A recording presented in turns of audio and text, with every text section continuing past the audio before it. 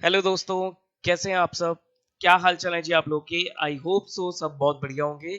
और सर मैं पूरी पूरी उम्मीद रखता हूँ कि आप लोग अपनी हेल्थ का एज वेल एज अपनी फैमिली मेंबर्स की हेल्थ का बहुत अच्छे से ध्यान रख रहे होंगे। I welcome you all to the video lectures of CA foundation paper number 1 principle and practices of accounting. आज आप लोग मेरे साथ अपनी इस सीए फाउंडेशन की जर्नी को स्टार्ट करने जा रहे हो। उस जर्नी में मैं आप लोगों का तहे दिल से वेलकम करता हूं।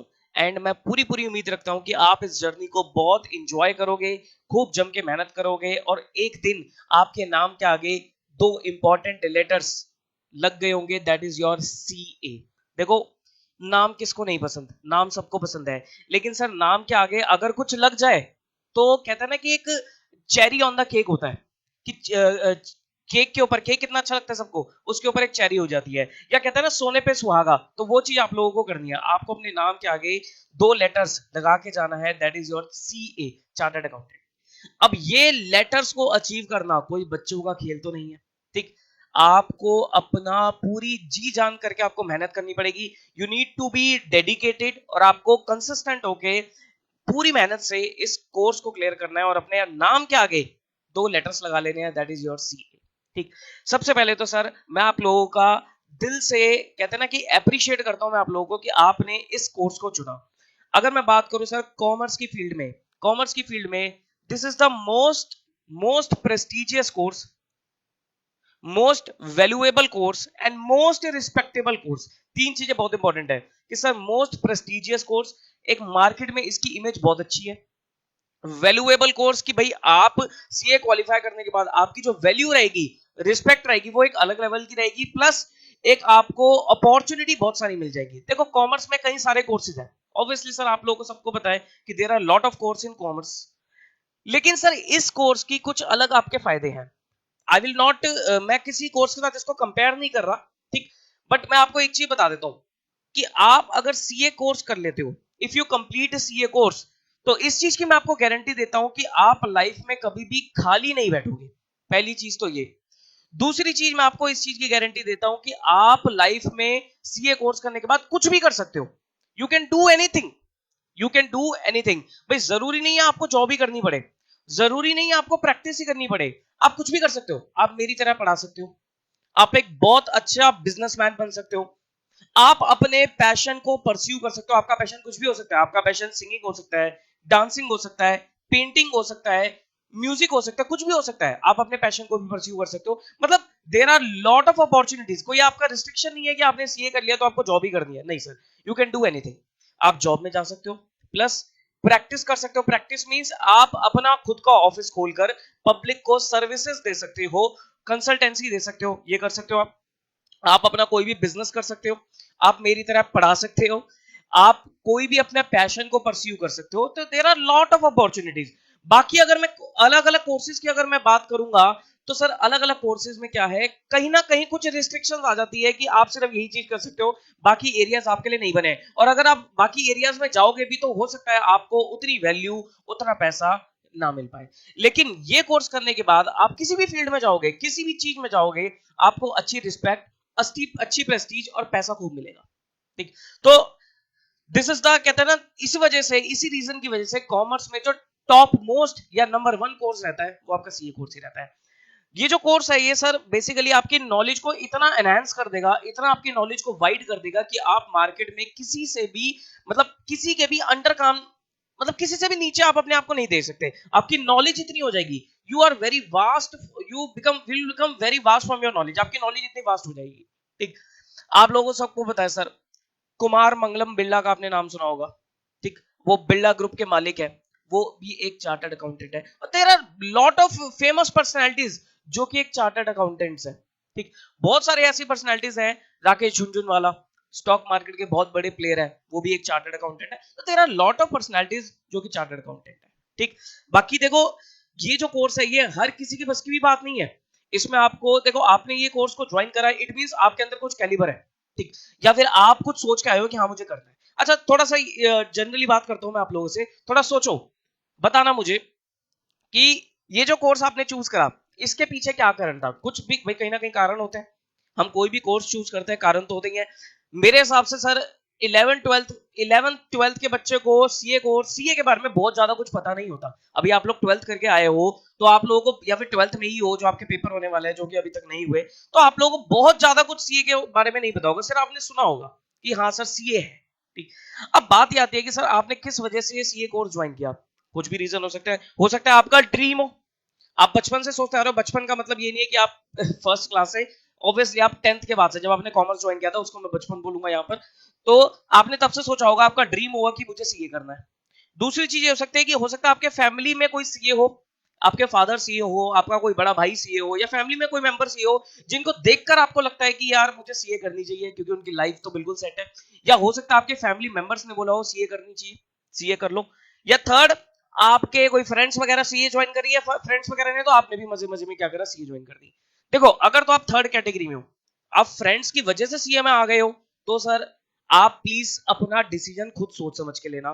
क्योंकि कई बार मैंने ऐसी चीजें भी देखी हैं कि बच्चा क्या करता है फ्रेंड्स के चक्कर में, भाई उसका फ्रेंड तो वो कैपेबल है, वो उसके पेरेंट्स ने बोला या उसके अंदर तो कैलिबर है, लेकिन आप बिना किसी इंटरेस्ट के सिर्फ अपने फ्रेंड की वजह से सीए में आ गए, और बाद में आके क्या कर रहे हो सर, बाद में आके आप पछता रहे हो। क्यों? क्योंकि क्लियर नहीं हो रहे एग्जाम्स। क्यों क्लियर क्यों नहीं हो रहे सर? क्लियर ना होने का कारण ये नहीं कि आप नहीं पढ़ पा रहे, क्लियर ना होने का कारण ये है कि आपका इंटरेस्ट ही नहीं है। ऐसा भी हो सकता है। तो इस तरीके से आप डिसीजन मत लेना।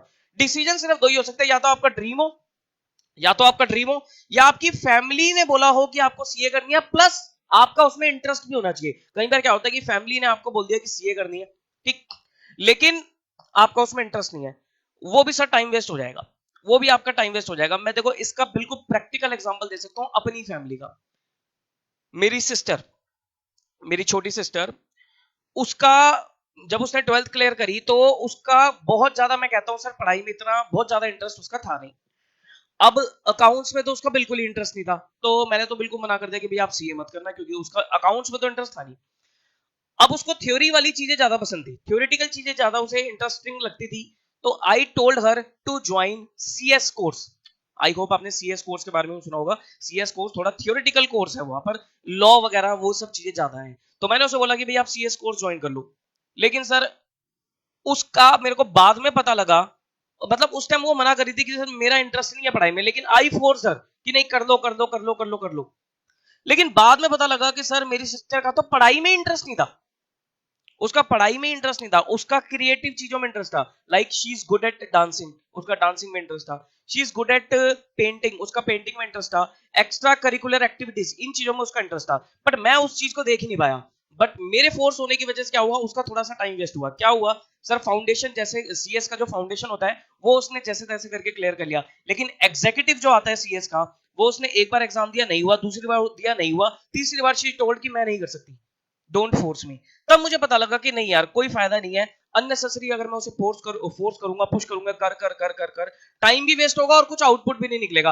और अगर मान लो सर कई साल लगा के वो बन भी जाती, वो बन भी जाती सीएस, हो सकता है सर वो सीएस का काम नहीं करती, वो सीएस का काम नहीं आती, नहीं करती। क्यों? क्योंकि सर उसका इंटरेस्ट ही नहीं था।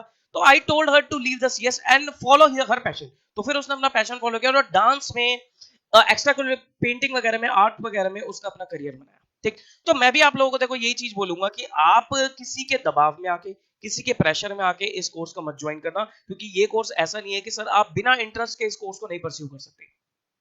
यू मस्ट हैव इंटरेस्ट, आपका इस चीज में, एरिया में इंटरेस्ट होना चाहिए। दूसरी चीज कि सर आपका जो इंटरेस्ट होना चाहिए ना, अकाउंट्स के एरिया में थोड़ा सा ज्यादा होना चाहिए, क्योंकि सीए का जो कोर्स है उसमें accounts is the core area.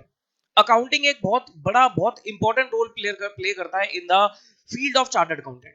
तो अकाउंटिंग के एरिया में अगर आपका इंटरेस्ट नहीं है तो सर आप लोग कोर्स ज्वाइन मत करो। देयर आर अदर कोर्स, आप उनको परस्यू कर सकते हो। लेकिन अगर आप सीए करना चाहते हो तो आपका अकाउंटिंग में इंटरेस्ट होना जरूरी है। मैं ये नहीं कह रहा, देखो इंटरेस्ट का मतलब ये नहीं कि आपकी अकाउंटिंग स्ट्रांग होनी जरूरी है, वो तो आप कोर्स पढ़ोगे तो आपकी स्ट्रांग हो जाएगी, ठीक, पढ़ाई करना शुरू करोगे तो आपकी स्ट्रांग हो जाएगी। लेकिन आपका अकाउंटिंग एरिया में इंटरेस्ट जरूर होना चाहिए। You must have interest in that area. ठीक, चलो भाई, तो इसी के साथ साथ स्टार्ट करते हैं अपनी सीए फाउंडेशन की जर्नी को। First of all let me give my introduction to you. My name is Varun Jain and I am chartered accountant by profession. लगभग पिछले 8 to 10 ईयर, 8-9 साल मुझे हो गए हैं इस प्रोफेशन में पढ़ाते हुए। मैं 8-9 साल से सीए कोर्स में स्टूडेंट्स को अपनी सर्विसेज रेंडर कर रहा हूं। और सीए फाउंडेशन लेवल पे, इंटर लेवल पे, as well as final level पे मैं सब्जेक्ट्स पढ़ाता हूँ अकाउंट्स के एंड ऑडिट के। जहां जहां भी अकाउंट्स और ऑडिट है वहां पर सर मेरा नाम आ जाता है। ठीक, अब मैंने देखो अपने करियर में कोई बहुत बड़ी कहते हैं ना बहुत पदवियां हासिल नहीं कर रही है, मैंने सिर्फ एक इंपॉर्टेंट चीज अपने लाइफ में हासिल करी है, दैट इज योर सीए। मैंने सीए का कोर्स सर करा हुआ है और बहुत ज्यादा देखो मेरी क्वालिफिकेशन नहीं है, लेकिन सीए है मेरे पास, सीए डिग्री है मेरे पास, मेरे नाम के आगे सीए लगा हुआ है, वही सर मैं मानता हूं अपने आप में सबसे बड़ी चीज मेरे पास है। ठीक, अब मैं थोड़ा सा अपने बैकग्राउंड के बारे में बात करता हूं कि सर मैंने कैसे कैसे अपनी पढ़ाई करी। 2009 में आई cleared my class 12th exam और मेरे जो मार्क्स आए थे वो लगभग 95% के आसपास आए थे। तब डिसाइड कर लिया था कि भाई हाँ सीए तो करनी है। सीए मैंने 11th क्लास से सोच लिया था क्योंकि मुझे अकाउंट्स एरिया में इंटरेस्ट काफी था, तो मैंने 11th क्लास से सोच लिया था कि मुझे सीए करना है। ठीक, फिर 11th में सीए करा, 12th में और 12th क्लास में मेरे अपने स्कूल लेवल पे और आई थिंक नॉर्थ लेवल पे अकाउंट्स में सबसे ज्यादा हाईएस्ट मार्क्स आए थे। तो उसके बाद मैंने डिसाइड किया कि आई विल डू सीए। उस टाइम पे सीपीटी वगैरह होता था, तो जून 2019 में I clear my CPT exam करे और साथ साथ में मैंने रेगुलर कॉलेज में भी एडमिशन ले लिया था। दिल्ली यूनिवर्सिटी का एक बहुत ही फेमस कॉलेज है, Keshav Mahavidyalaya college. I got admission in that college for the course of BCom honours. BCom honours मैंने वहां से किया और 3 साल मैंने अच्छे से बीकॉम ऑनर्स किया and I scored first division in that course. BCom honours में मेरी फर्स्ट डिवीजन आई। उसके बाद मैंने अपना साथ साथ इंटरमीडिएट की तैयारी करी और इंटरमीडिएट मैंने 2012 या 13 के आसपास, अब एग्जैक्टली मेरे को डेट याद नहीं है, फिर मैंने इंटरमीडिएट अपना क्लियर किया। मतलब ये आ गया था कि जब मैं कॉलेज का सेकंड ईयर था then I cleared my intermediate both group. CA inter के मेरे बोथ, आईपीसीसी होता था उस टाइम पे, मेरे सीए आईपीसीसी के बोथ ग्रुप्स क्लियर हो गए थे। फिर मेरे पास डिसीजन आया कि सर या तो मैं अपना कॉलेज को कंटिन्यू करूं या कॉलेज को छोड़ के मैं अपनी आर्टिकलशिप शुरू करूं। लेकिन क्योंकि मैं रेगुलर कॉलेज के 2 साल कंप्लीट कर चुका था, देन आई डिसाइडेड कि मैं अपने क्या करूंगा, कॉलेज को कंटिन्यू करूंगा। तो मैंने कॉलेज अपना कंटिन्यू किया और फिर 1 साल बाद फिर मैंने अपनी सीए की आर्टिकलशिप शुरू करी। जब मेरे आईपीसीसी का रिजल्ट आया था तब उस टाइम पे मेरे काफी अच्छे मार्क्स आए थे and I scored exemption in all the practical subjects as well as one theory subject that is audit.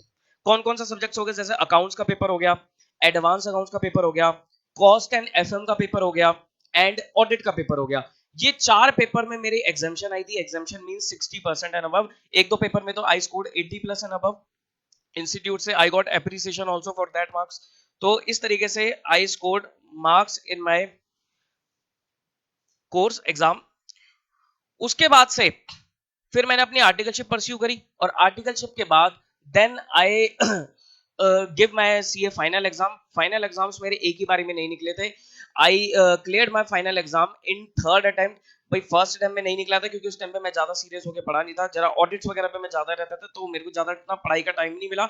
Second attempt में मैंने मेहनत करी लेकिन एग्रीगेट की वजह से मेरा सेकंड अटेम्प्ट रह गया। Then I cleared my CA final exam in third attempt in May 2016। 2016 में मेरे सीए फाइनल के एग्जाम्स क्लियर हुए।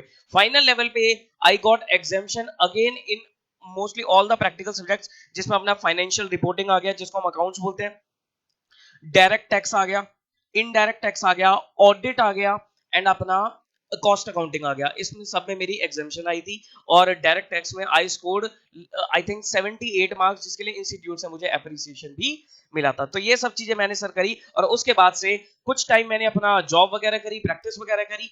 देन उसके बाद फिर मैंने अपनी जो जर्नी है वो पढ़ाई की तरफ रख दी क्योंकि मुझे लगता था कि सर मेरा जो इंटरेस्ट है वो टीचिंग एरिया में ज्यादा है। तो मैंने अपना पढ़ाना वगैरह शुरू करा और बच्चों ने इसको काफी पसंद भी किया। मैं अपने कॉलेज लेवल से ही, बीकॉम लेवल से ही बच्चों को पढ़ाना शुरू कर दिया था मैंने। वहां पर मैं बीकॉम वगैरह की 12th वगैरह के स्टूडेंट्स को पढ़ाता था और वहां से मुझे पता लगा कि भाई अकाउंट्स का एरिया एंड ऑडिट का एरिया, ये दो एरिया हैं जहां पर मैं बच्चों को बहुत अच्छी सर्विसेज रेंडर कर सकता हूँ। सोचा तो मैंने टैक्स के ऊपर भी था कि मैं टैक्स भी पढ़ा सकता हूँ और एक दो बैच मैंने टैक्स के भी लिए। लेकिन अगर मैं अकाउंट्स और ऑडिट की बात करूं और टैक्स की बात करूं तो अकाउंट्स और ऑडिट में बच्चों ने मुझे ज्यादा पसंद किया। मैं ये नहीं कह रहा कि टैक्स में पसंद नहीं किया, टैक्स में ही बच्चों को काफी अच्छा था, रिजल्ट भी अच्छा निकलवाया, लेकिन बच्चों ने अकाउंट्स ऑडिट के एरिया में मुझे ज्यादा पसंद किया और इवन मुझे भी पढ़ाने में अकाउंट्स और ऑडिट का एरिया ज्यादा कंफर्टेबल लगा और मुझे लगा कि शायद मैं इस एरिया में बहुत आगे निकल सकता हूं। और तब से लेकर अब तक मैं सीए कोर्स में, सीएमए कोर्स में भी, बीकॉम लेवल पे भी अकाउंट्स एंड ऑडिट का एरिया पढ़ा। ठीक है जी, तो ये छोटी सी सर मेरी जर्नी थी जिसको मैंने ब्रीफली आपको बता दिया। ठीक, तो अब हम डिस्कस करते हैं अबाउट कोर्स कि सर ये कोर्स किस तरीके का है। आइए जी, देखो जी, अब अगर अपने कोर्स की डिस्कशन करें तो हमारा जो ये कोर्स है it is very beautifully designed, काफी अच्छे से डिजाइन किया इंस्टीट्यूट ने ये कोर्स। इसमें 3 लेवल्स आते हैं। Level 1 is your foundation level. Foundation level, इस लेवल के लिए सबसे पहले आपको क्या करना पड़ेगा, आपको सबसे पहले ICAI में रजिस्ट्रेशन कराना होगा। आप इंस्टीट्यूट की वेबसाइट पे जाइए, फॉर्म फिल कीजिए, 9600 के आसपास की फीस है, वो फीस पे करिए और अपने आप को रजिस्ट्रेशन करा लीजिए। रजिस्टर कराने के बाद आपको ICAI से एक रजिस्ट्रेशन नंबर अलॉट किया जाएगा जो आपके पूरे CA कोर्स में आपका सेम रहेगा, जिसमें सर अगर कोई बच्चा नॉर्थ साइड का है तो वो NRO नंबर रहेगा और आगे उसका नंबर रहेगा। अगर कोई सेंट्रल रीजन का है तो सेंट्रल CRO रहेगा। अगर कोई वेस्टर्न का है तो WRO रहेगा, ईस्ट का है तो ERO रहेगा, साउथ का है तो SRO रहेगा। ठीक, इस तरीके से इंस्टीट्यूट क्या करता है, रजिस्ट्रेशन नंबर अलॉट करता है, जोन वाइज होता है, north, central, east, west and south. ठीक, उसके बाद आप लोग क्या करेंगे, बुक्स ऑर्डर करेंगे और बुक्स ऑर्डर वगैरह करने के बाद आपको 4 मंथ का, 4 महीने का आपको स्टडी पीरियड चाहिए। और 4 महीने अगर काउंट किया जाए तो अभी के हिसाब से अगर आप अभी एनरोल करा लेते हैं तो सर आप लोगों के जो एग्जाम फॉल करेंगे वो नवंबर में फॉल करेंगे, नवंबर 2021, जो कि इस बार मुझे लगता है हो सकता है दिसंबर 2021 में फॉल करें।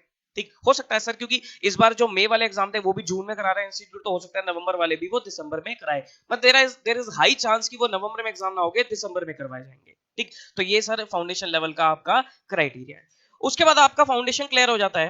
Once you done with foundation, foundation आपका क्लियर हुआ, जिसका जो रिजल्ट वगैरह आता है वो लगभग जनवरी में आता है। दिसंबर में आप एग्जाम दोगे तो हो सकता है फेब के स्टार्टिंग में आप लोगों का रिजल्ट आएगा।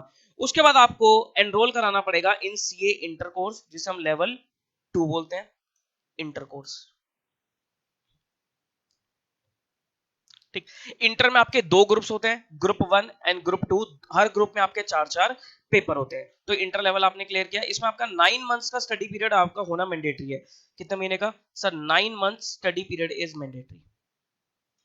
9 मंथ्स का स्टडी पीरियड आपका होना चाहिए, मतलब जब भी आपने रजिस्ट्रेशन कराया है उसके बाद आप 9 मंथ्स तक आपको अपनी स्टडी पीरियड देना होगा, उसके बाद ही आप अपने एग्जाम में अपीयर हो पाएंगे। हो सकता है आपका बाय चांस आपका रजिस्ट्रेशन डिले हो गया, ठीक, तो डिले होने के बाद आपके वहां से जब आप रजिस्टर कराओगे इंटर लेवल पे, वहां से आपके 9 मंथ्स काउंट होंगे, तो वो जो भी आपके 9 मंथ्स पढ़ेंगे तब आपका एग्जाम होगा इंटर लेवल का। ठीक, तो इस बीच में आपको इंटर लेवल करने के बाद, इंटर लेवल आपका करने के बाद आपका जो लेवल 3 आएगा, that is your final level, इसको हम लेवल 3 बोलते हैं। इसमें कई सारी सर इंस्टीट्यूट की तरफ से ट्रेनिंग होती है, जैसे एक होता है ICITSS, एक ही ट्रेनिंग आप लोगों को बीच में करनी पड़ेगी और आपको अपनी आर्टिकलशिप करनी पड़ेगी।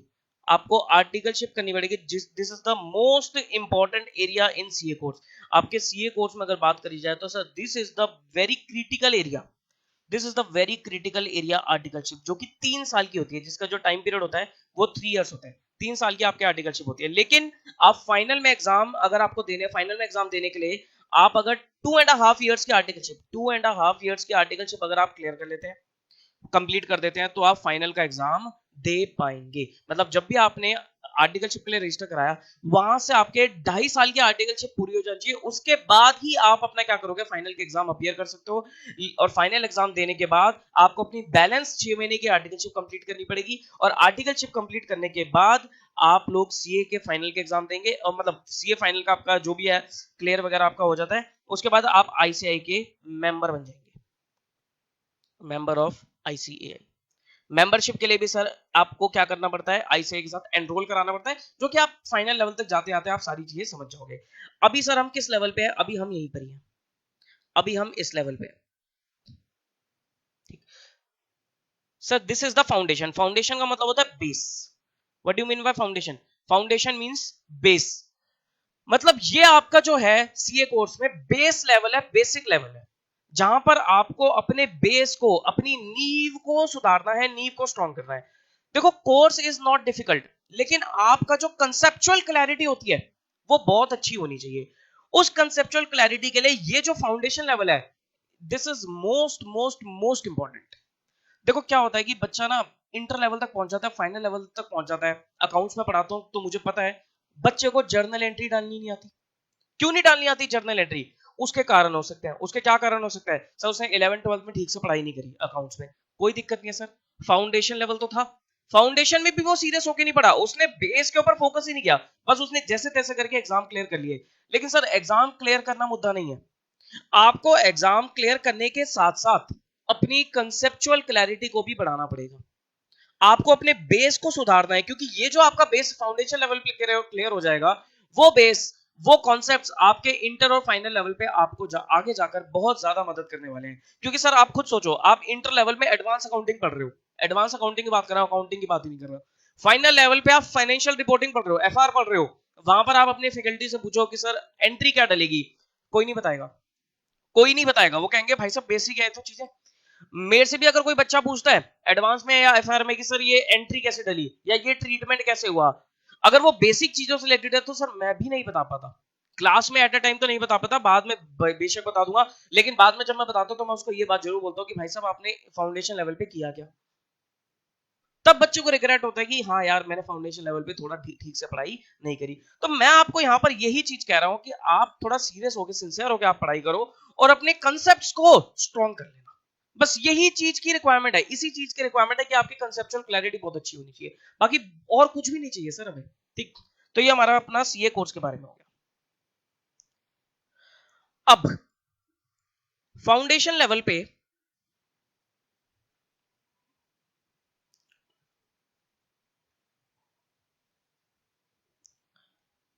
फाउंडेशन लेवल पे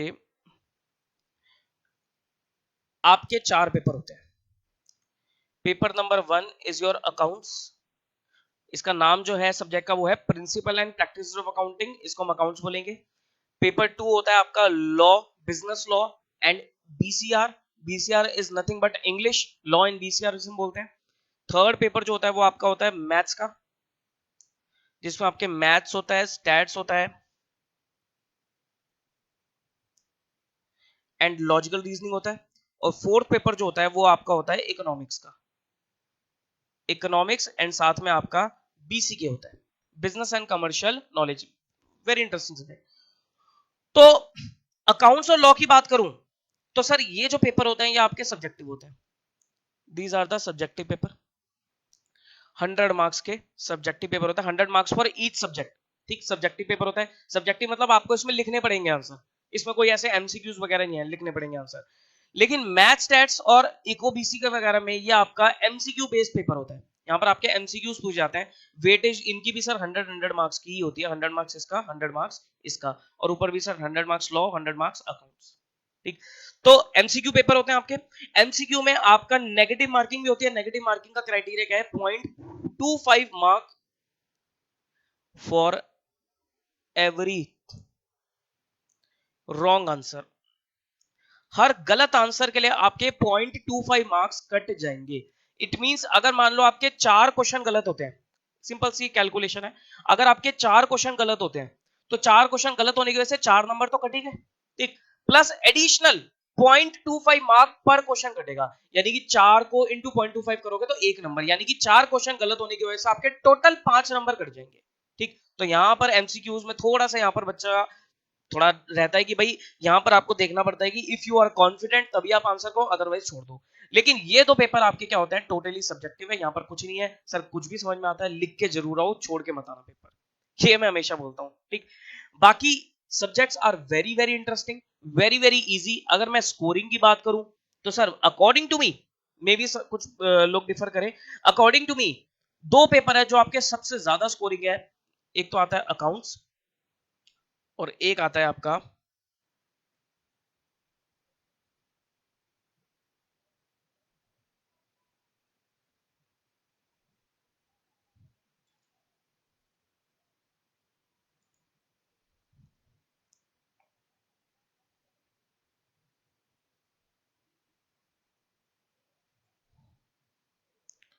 इको, अकाउंट्स एंड इकोनॉमिक्स, ये 2 पेपर आपके सबसे ज्यादा स्कोरिंग होते हैं, अकाउंट्स और इकोनॉमिक्स। ठीक, यस, अकाउंट्स और इकोनॉमिक्स ये आपके सबसे ज्यादा स्कोरिंग है, इनमें बच्चा सर टारगेट रखता है कि मैं 90 90 प्लस इन दो पेपर में मार्क्स स्कोर कर लूं, 90 प्लस का टारगेट रख के बच्चा चलता है कि मैं 90 90 प्लस या 90 नहीं तो कम से कम 80 80 प्लस इन दो पेपर में मार्क्स स्कोर करके चलूं। और आप स्कोर कर भी सकते हो अगर आप एक अच्छे से तैयारी करके जाते हो, तो आप बड़ी आराम से अकाउंट्स और इको में 80 80 प्लस मार्क्स स्कोर करके चल सकते हो। सर लॉ बीसीआर और मैथ्स में नंबर नहीं आते, देखो मैथ्स में मैं इसलिए नहीं बोलता क्योंकि कुछ बच्चों के पास 11 12 में मैथ्स होती है, कुछ के पास नहीं होती है, तो ये थोड़ा सा एक डिफिकल्ट एरिया हो जाता है बच्चों के लिए स्कोर करना। और इंस्टीट्यूट भी सर चारों में से अगर मैं बात करूं तो मैथ्स का ही पेपर है, थोड़ा सा इंस्टीट्यूट आजकल उसको टफ बना रहा है। आजकल कुछ पीछे टाइम से देखा जा रहा है कि मैथ्स का जो एरिया है वो बच्चा इंस्टीट्यूट थोड़ा सा टफ बना रहा है, लेकिन स्टिल आप इसको अगर ठीक से करके जाओ तो आप इसमें भी सही नंबर लेके आ सकते हो, 60 तक बच्चा ले आता है। ठीक, लॉ बीसीआर भी स्कोरिंग है, लेकिन मैं लॉ बीसीआर को इसलिए नहीं बोलता स्कोरिंग क्योंकि वो थियोरेटिकल है, कोर थियोरेटिकल है, और थ्योरी में नंबर लाना मतलब 80 80 मार्क्स लाना थोड़ा सा डिफिकल्ट है। बट ऐसा नहीं है बच्चों के आते नहीं है, आते हैं, बहुत बच्चों के आते हैं, 80 80 मार्क्स आ जाते हैं लॉ में, लेकिन फिर भी उसमें स्कोर करना थोड़ा सा डिफिकल्ट हो जाता है, वहां पर आपको बहुत ज्यादा मेहनत चाहिए। और अकाउंट्स और इको में आप 80 प्लस मार्क्स लाने के लिए आपको बहुत ज्यादा मेहनत, इतनी मेहनत की रिक्वायरमेंट नहीं होती है। तो ये आपका सर कोर्स है। ठीक, अब हम आते हैं सर अपने सब्जेक्ट की तरफ जो कि है हमारा accounting.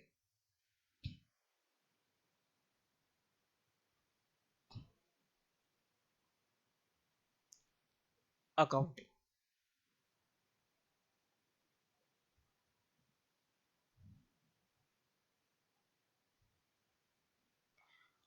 Accounts paper number 1, principle and practices of accounting.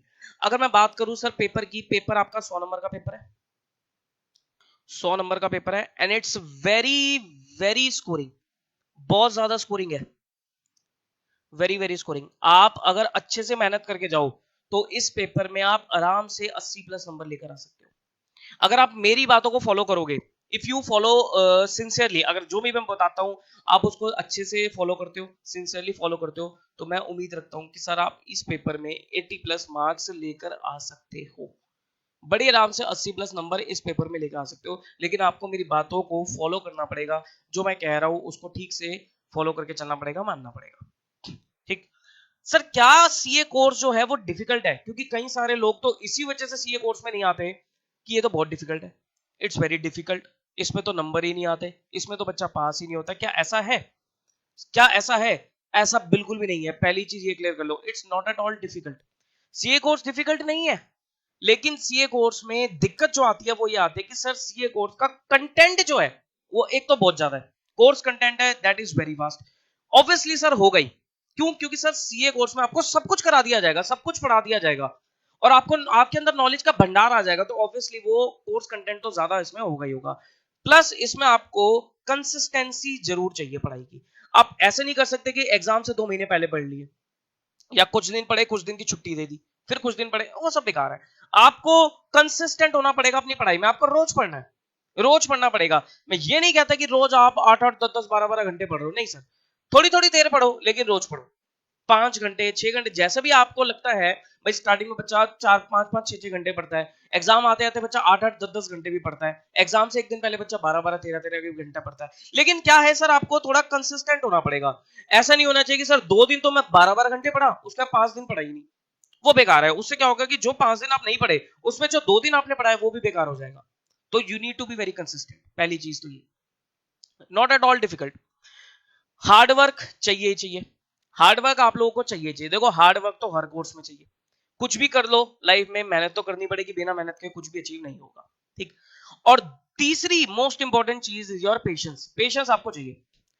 कई बार क्या होता है सर, आपको कोई कॉन्सेप्ट में डिफिकल्टी आ रही है या कोई कॉन्सेप्ट लेट से समझ में आ रहा है। बच्चा क्या होता है सर, आप लोग 11 12th में होते हो ना, वहां पर क्या होता है कि अगर आपको कोई चीज थोड़ा देर से समझ में आ रही है या डिफिकल्टी आ रही है ना, आप लोग पीछे पड़ जाते हो कि सर मुझे क्यों नहीं समझ में आ रहा, मुझे तो आना ही चाहिए समझ में। अरे भाई ऐसे थोड़ी ना होता है, क्यों आना चाहिए समझ में? कोई चीज हो सकता है कि भाई आपको आपके अंडरस्टैंडिंग लेवल उस टाइम पे इतनी नहीं बन पा रही हो, आप जैसा सोचना चाहिए वैसा नहीं सोच पा रहे हो, टाइम लगेगा लेकिन आ जाएगा। तो आपको एक पेशेंस बना के रखनी है।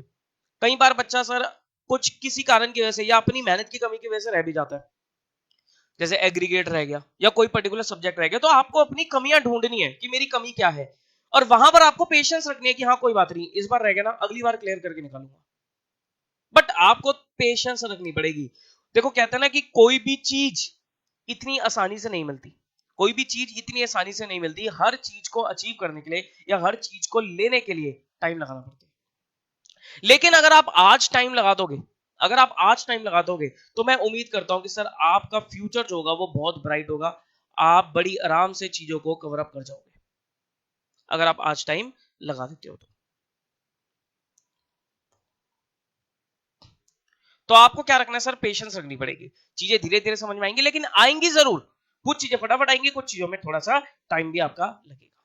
ठीक, तो ये सर ये कुछ बातें थी अबाउट कोर्स। तो बिल्कुल भी ये सोच के साथ मत पढ़ाई करना कि सर कोर्स टफ है। ये सोच के साथ पढ़ाई करना कि कोर्स तो इजी है लेकिन मुझे मेहनत करनी पड़ेगी बस। I need to put hard work. आपको मेहनत करनी पड़ेगी। कुछ बच्चे ऐसे होते हैं सर जिनके 11th-12th में मार्क्स अच्छे नहीं आते, लेकिन वो सीए कोर्स में रैंक भी लेके आते हैं। वो सीए कोर्स में रैंक भी लेके आते हैं सर। बिल्कुल होता है, ऐसा होता है। तो आप ऐसे बनो। अगर आपके 11th-12th में अच्छे नंबर नहीं आते, नहीं आए, तो सर आपको उससे डिमोटिवेट नहीं होना कि भाई मेरे 11th-12th में तो अच्छे नंबर नहीं आए तो आगे मेरा क्या होगा। भाई मैं तो कुछ बच्चे इसी वजह से भी सीए ज्वाइन नहीं करते। 11th-12th में अच्छे नंबर नहीं आ रहे तो वो सोचते कि सीए कोर्स मेरे बस की नहीं है, मेरे 11th-12th में नंबर नहीं आ रहे, सीए में कैसे आएंगे। ऐसा कुछ भी नहीं होता, सुन लेना। ऐसा कुछ भी नहीं होता, हर टाइम एक जैसा नहीं होता है बिल्कुल भी। हो सकता है सर वहां पर आपने थोड़ी मेहनत कम करी हो, लेकिन जब आपको पता है कि मेरे को इस कोर्स में, ये कोर्स मेरी जिंदगी है, तो सर आपको इसमें मेहनत तो पूरी करनी पड़ेगी। डेडिकेशन के साथ आपको पढ़ाई करनी पड़ेगी। और एक बार सर अगर आप क्लियर कर लोगे ना, सच में मैं बता रहा हूं, आप की जो लाइफ होगी ना, that is very very very beautiful. बहुत अच्छी लाइफ हो जाएगी। हाँ, ये नहीं कह रहा कि देखो अब बच्चे इस पे कॉन्ट्रडिक्ट करेंगे कि सर सीए कोर्स क्लियर करें लेकिन लोग तो फिर भी अनएम्प्लॉयड घूम रहे होते हैं। ऐसा होता है, बिल्कुल होता है कि सर सीए क्लियर हो गई लेकिन उसके बाद भी वो अनएम्प्लॉयड है, जॉब नहीं लग रही, 6 महीने तक जॉब नहीं लग रही। सर क्या ऐसा हो, बिल्कुल होता है ऐसा। या जॉब लगी हुई है तो बहुत कम सैलरी पे लगी है, 30,000 40,000 पे लगी है, वो सोचा था 1 लाख रुपए की सैलरी लेगी। सर अगेन बात वही आ गई ना, पेशेंस। अगर वो बंदा 6 महीने तक अनएम्प्लॉयड है या 6 महीने तक सिर्फ वो 30,000 रुपए कमा रहा है, इट मींस ये नहीं कि सर आगे उसका फ्यूचर बेकार है। सर उसकी ग्रोथ बहुत जल्दी होती है, उसकी ग्रोथ बहुत जल्दी होगी, एक्सट्रीम ग्रोथ होगी। फिर वो 30,000 से अगले साल तक आते आते 50,000 1 लाख पहुंच बड़ी आराम से पहुंच जाएगा। लेकिन आपको थोड़ा पेशेंस रखनी पड़ेगी। कहते हैं ना हर चीज रातों रात नहीं मिलती, हर चीज में लगता है टाइम। लेकिन आपको अपनी तरफ से पूरी पूरी एफर्ट डालने पड़ेंगे। You need to put 100%। आपको पूरे 100% एफर्ट तो डालने पड़ेंगे, तब आपको वो चीज मिलेगी। और मैं सर उम्मीद रखता हूं आप लोग इस कोर्स में आए हो तो आप पूरी मेहनत करने के लिए सोच समझ के आए होंगे कि मैं पूरी मेहनत करने के लिए तैयार हूं। ठीक, चलो। तो let's move on to our lectures. अब मैं थोड़ा आपको लेक्चर्स वगैरह के बारे में बता देता हूँ कि सर लेक्चर्स वगैरह का क्या रहेगा। देखो, नंबर ऑफ लेक्चर्स, देखो वीडियो लेक्चर्स फॉर्म में हमारी क्लासेस है। ठीक, अगर मैं नंबर ऑफ लेक्चर्स की बात करूं तो जो मैंने अकाउंट्स का जो कोर्स डिजाइन किया हुआ है उसमें जो लेक्चर्स लगते हैं लगभग 50 लेक्चर्स के आसपास लगते हैं। 50 लेक्चर्स में कोर्स कंप्लीट किया हुआ है और इसकी जो ड्यूरेशन है 50 लेक्चर्स की वो लगभग 90 आवर्स है। मतलब 90 घंटे के अंदर अंदर मैंने पूरा फाउंडेशन का कोर्स कंप्लीट करा हुआ है अकाउंट्स का। ठीक, अगर मैं हर लेक्चर की बात करूं तो हर लेक्चर की जो ड्यूरेशन है वो लगभग 1.5 घंटे की है। कुछ एक दो लेक्चर होंगे जो 1.5 घंटे से ऊपर होंगे और कुछ एक दो लेक्चर होंगे जो 1.5 घंटे से कम भी होंगे। ऊपर और कम होने का कारण क्या है कि सर कोई चैप्टर ऐसा है जिसमें मुझे लगता है कि ये 1.5 की बजाय 2 घंटे में खत्म हो जाएगा, तो मैंने उस चैप्टर को 2 घंटे में खत्म ही कर दिया। ये नहीं कि उसके लिए अगला लेक्चर लगा दिया, नहीं। अगर मुझे लग रहा है 1.5 की बजाय 2 में खत्म होगा तो 2 घंटे में खत्म कर दिया। और कुछ लेक्चर ऐसे भी होते हैं, छोटे छोटे टॉपिक्स होते हैं जो 1.5 की बजाय 1.25 घंटे में ही खत्म हो गए, 1 घंटा 10 मिनट में ही खत्म हो गए, तो ऐसे भी लेक्चर्स हैं। लेकिन एवरेज अगर देखा जाए तो लेक्चर की जो ड्यूरेशन है वो 1.5 घंटा की है। मोस्टली आपको जो लेक्चर मिलेंगे वो 1.5 घंटे के मिलेंगे। ठीक, अब कि सर हमें अपने कोर्स को, अब थोड़ा सिर्फ अकाउंट स्पेसिफिक बातें करूंगा मैं, हमें अपने अकाउंट्स के कोर्स को कब तक कंप्लीट कर लेना चाहिए। देखो 50 लेक्चर्स मैंने आप लोगों को बताया। अगर आप लोग आराम आराम से पढ़ रहे हो, 5 लेक्चर्स पर वीक का टारगेट रखते हो, अगर आप लोग 5 लेक्चर एक हफ्ते में 5 लेक्चर करोगे, डेज आप लोग खुद डिसाइड करोगे, टाइम आप लोग खुद डिसाइड करोगे। बाकी मैं प्रेफरेबल टाइम आपको बता सकता हूं कि मॉर्निंग का टाइम आपका होना चाहिए, सुबह सुबह का टाइम होना चाहिए, सुबह 7 बजे 8 बजे, जब भी आप उठने में कंफर्टेबल हो, जब जैसे भी आप उठते हो, लेकिन एक अच्छा सा शेड्यूल बना के सुबह 7-8 बजे उठ के अगर आप अकाउंट से शुरुआत करते हो या मैथ से शुरुआत करते हो, किसी प्रैक्टिकल चीज से शुरुआत करते हो, तो आपका दिन अच्छा जाता है, आलस आलस नहीं रहता। ठीक, तो बेटर रहेगा कि सुबह सुबह उठ के आप सबसे पहले एक अकाउंट्स का लेक्चर करो। ठीक, तो 5 days a week, Monday to Friday लगा लो, या जैसे भी आप अपने डेज बनाना चाहते हो, तो आप 5 डेज अ वीक, 5 लेक्चर सिर्फ आपको एक हफ्ते में देखने हैं। ऐसे करते करते आप 10 वीक्स के अंदर अंदर अपने सारे लेक्चर को कंप्लीट कर लोगे, 10 हफ्ते में कंप्लीट कर लोगे। 10 हफ्ते का मतलब क्या होता है, बड़े आराम से समझो सर, 10 हफ्ते का मतलब हो गया 2.5 महीने। 2.5 महीने का कोर्स है, 2.5 महीने का कोर्स है, मतलब अगर आप, मई चल रहा है, अभी मई स्टार्टिंग है, अगर आप मई जून, जून का महीना मैं इंक्लूड नहीं करूंगा अभी, इस समय इसलिए इंक्लूड नहीं कर रहा क्योंकि सर अभी सीबीएसई की तरफ से 12th क्लास की अनाउंसमेंट नहीं आई है। मान लो सर सीबीएसई बोलता है कि 12th के एग्जाम करवाए जाएंगे, 12th के एग्जाम करवाए जाएंगे, जिसके चांसेस बहुत कम है, बट स्टिल अगर सीबीएसई बोलता है कि सर एग्जाम होंगे, ऑनलाइन होंगे या जैसे मर्जी होंगे, अगर वो बोलता है कि एग्जाम करवाए जाएंगे, तो मैं एक महीने को एक्सक्लूड ही कर देता हूँ।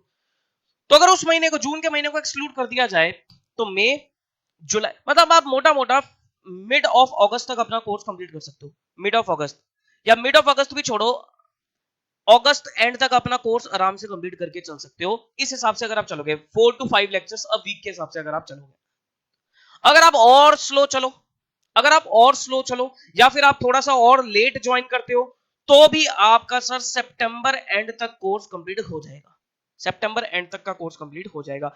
लेकिन एक चीज ध्यान रखना कि सर सितंबर एंड तक आपको अपना कोर्स कंप्लीट कर लेना है, सितंबर एंड तक आपको अपना कोर्स कंप्लीट कर लेना है, सितंबर एंड तक आपको अपना कोर्स कंप्लीट कर लेना है। इसमें फिर डिले नहीं आना चाहिए, इसमें फिर आप लोगों का डिले बिल्कुल नहीं आना चाहिए, सितंबर एंड तक आपका टारगेट होना चाहिए कि मुझे कोर्स को अपना कंप्लीट करना है। ठीक, ऐसा मैं इसलिए बोल रहा हूं क्योंकि आपके जो एग्जाम होंगे, लेट से एग्जाम आपके दिसंबर में होते हैं, तो आपको 2 महीने की रिवीजन तो चाहिए ही चाहिए, अक्टूबर और नवंबर का मंथ रिवीजन में चाहिए। मैं अभी देखो नवंबर इसलिए नहीं बोल रहा क्योंकि सर हो सकता है नवंबर में एग्जाम ना हो। ठीक, अगर तो देखो नवंबर में एग्जाम होते हैं, तो आपको अपना कोर्स अगस्त एंड तक कंप्लीट करना है, फिर आपको सितंबर अक्टूबर की रिवीजन चाहिए। देखो 2 महीने आपको रिवीजन के लिए चाहिए, लेकिन नवंबर के chance there are very minute chances नहीं है, दिसंबर में एग्जाम होंगे। और अगर दिसंबर में एग्जाम है, तो आपको अक्टूबर और नवंबर का महीना, 2 महीने आपको क्या चाहिए, सिर्फ रिवीजन के लिए चाहिए। देखो सिर्फ क्लासेस कंप्लीट कर लेने से बात नहीं बनती है, क्लासेस कंप्लीट करने के साथ साथ आपको रिवीजन भी करनी पड़ेगी, आपको रिवीजन भी करनी पड़ेगी, टेस्ट भी देने पड़ेंगे, वो सब चीजें मैं आप लोगों के साथ करवाऊंगा। कांस्टेंट रिवीजन रहेंगी, कांस्टेंट टेस्ट रहेंगे, वो मैं आप लोगों के साथ कराऊंगा, और वो आपको करने भी पड़ेंगे। रिवीजन रहेंगी, फिर आपके 25-25% कोर्स के टेस्ट होंगे, फुल कोर्स के टेस्ट होंगे, ऐसे 7-8 टेस्ट भी अगर आप मुझे दे दोगे और रिवीजन करोगे प्रॉपर तरीके से, समझ लेना सर अकाउंट्स की में कलाकार महारत हासिल कर लोगे आप, फाउंडेशन लेवल पे 80+ नंबर लेके आओगे। 80 क्या सर, 90+ भी नंबर लेके आओगे। देखो 80 तो मैं बच्चों को ऐसे कमिट कर देता हूँ कि 80 ले आओगे, 80+ ले आओगे, लेकिन अगर बच्चा उसमें थोड़े से अपने भी खुद के एफर्ट्स लगा देगा, एक्स्ट्रा एफर्ट्स लगा देगा, वो 90+ भी स्कोर कर लेता है। मेरे सर स्टूडेंट के 99 मार्क्स आ रखे हैं अकाउंट्स में, नवंबर 2019 का स्टूडेंट था मानव बिंदल के नाम से, उसके 99 मार्क्स आ रखे हैं अकाउंट्स में। सर सीए कोर्स में 99 मार्क्स लाना, it's not a, it's very challenging task, ये कोई बच्चों का खेल नहीं है। जब उसके आ सकते हैं, आप लोगों के भी आ सकते हैं, 100 नंबर भी आ सकते हैं। मैं तो सर उम्मीद कर रहा हूं कि कब कोई बच्चा निकले जिसके पूरे 100/100 नंबर है। मैं उम्मीद कर रहा हूं सर, हो सकता है आप में से कोई एक वो, आप में से कोई एक वो, अगर बनना पड़ेगा सर, बनना पड़ेगा। ठीक, तो 2 महीने आपको डेडिकेटेडली क्या चाहिए, रिवीजन के लिए चाहिए। ठीक, चलो ये तो सर हमारी ड्यूरेशन की होगी, क्लासेस की ड्यूरेशन की बात होगी, ये अकाउंट्स की है। और देखो देखो one of the lengthiest subject, अगर मैं फाउंडेशन कोर्स की बात करूं, सर 2 सब्जेक्ट आपके सबसे ज्यादा लेंथी है, अकाउंट्स का और मैथ्स का। ठीक, बाकी लॉ और इकोनॉमिक्स ये छोटे छोटे पेपर है, ये आपके जल्दी भी खत्म हो जाएंगे, इनमें इतने लेक्चर्स नहीं होते, तो ये तो हो सकता है आप 2-2 महीने में भी कंप्लीट कर लो। लेकिन अकाउंट्स और आपका जो मैथ्स का पेपर होता है, वो सबसे ज्यादा लेंथी होता है, क्योंकि उसमें कंटेंट ज्यादा होता है। अकाउंट्स में देखो 11th का भी कोर्स है, 12th का भी कोर्स है, प्लस इसमें कुछ नए टॉपिक्स भी हैं, तो लेंथी सब्जेक्ट तो है। ठीक, बाकी आपको सितंबर एंड तक सब कुछ कंप्लीट कर लेना चाहिए। अगर आप उससे पहले कर लेते हो, तो आपको बहुत अच्छी बात है, आपको रिवीजन का और ज्यादा टाइम मिलेगा। लेकिन लास्ट जो डेडलाइन है आपकी, this is your deadline, this is your deadline. कि आपको सितंबर एंड तक अपना कोर्स को पूरा कवर कर लेना है। ठीक, चलो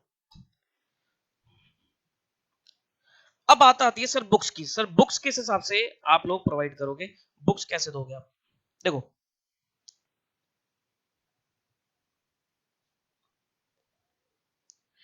बुक्स की अगर बात करी जाए तो बुक्स में एक बुक तो सर मैं आपको देता हूं कॉम्प्रिहेंसिव बुक, जिसमें आपके क्वेश्चंस होते हैं सारे और उन क्वेश्चंस को हम क्लास में सॉल्व करेंगे।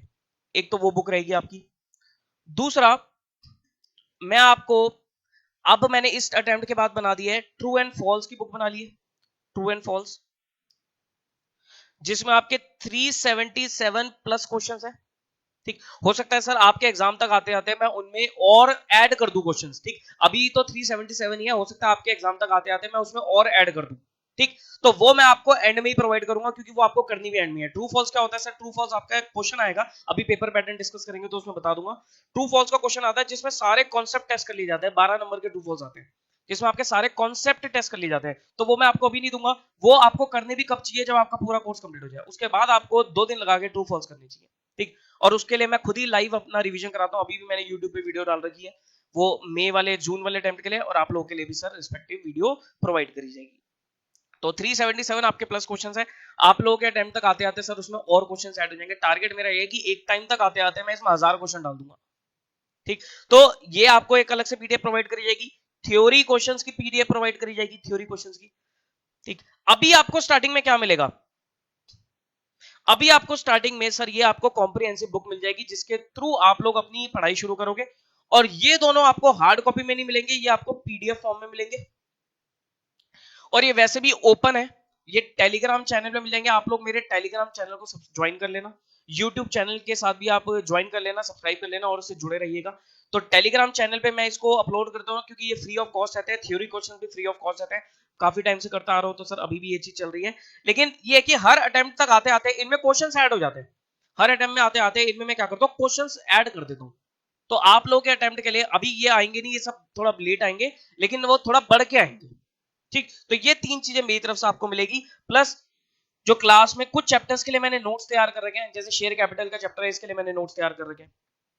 और अपना और भी कुछ चैप्टर्स जिनके लिए मैंने नोट्स तैयार कर रखे हैं, वो सब आपको प्रोवाइड कर दिए जाएंगे, टेलीग्राम चैनल पे मैं अपलोड कर दूंगा। अच्छा, इस आज वाले लेक्चर के बाद जो हमारा नेक्स्ट क्लास में शुरू होगा, वो उसमें मैं शेयर कैपिटल का टॉपिक शुरू कराऊंगा। और शेयर कैपिटल के जो नोट्स है वो मैंने टेलीग्राम चैनल में डाल रखे हैं। आप लोग टेलीग्राम चैनल से उन नोट्स को डाउनलोड कर लेना और वो यूज करने आपको अपनी स्टडीज में। ये मेरी तरफ से बुक जाएंगे, बाकी हम नोटिंग कई सारी अपनी क्लास में करवाते ही रहते हैं। ठीक, आओ आगे। अब हम लिखते हैं सर अपना कोर्स कंटेंट, कि हमारा कोर्स कंटेंट किस हिसाब से है।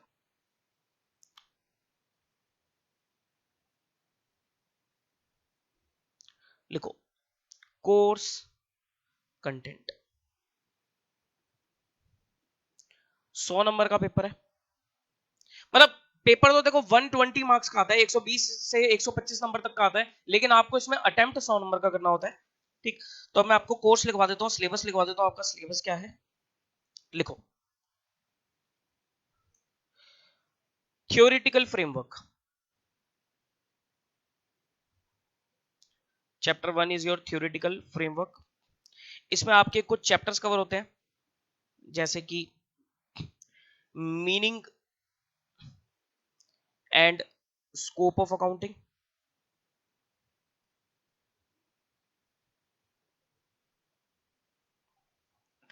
Accounting concepts, accounting principles and convention, definitions, कुछ इंपॉर्टेंट डेफिनेशंस डिस्कस होंगी, contingent assets and contingent liabilities. Note करते रहना ये course content. Accounting policies,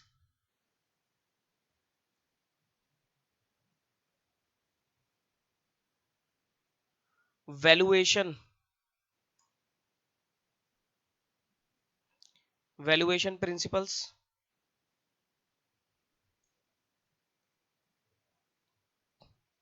and last is your accounting standards.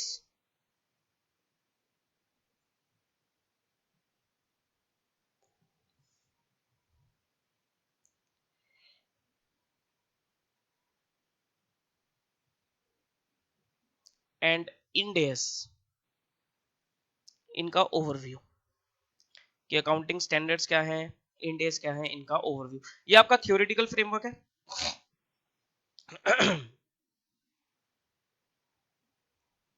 Second, एक आपका टॉपिक आता है capital and revenue expenditure oblique receipts, capital and revenue expenditure oblique receipts. एक आपका टॉपिक आएगा बेसिक अकाउंटिंग में, जिसमें आपके पास आएंगे journal, ledger, trial balance,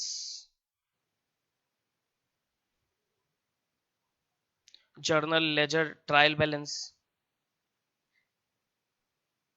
cash book, subsidiary books,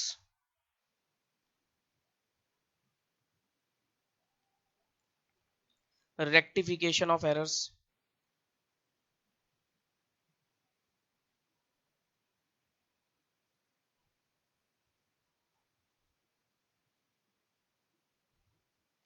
rectification of errors हो गया आपका bank reconciliation statement, bank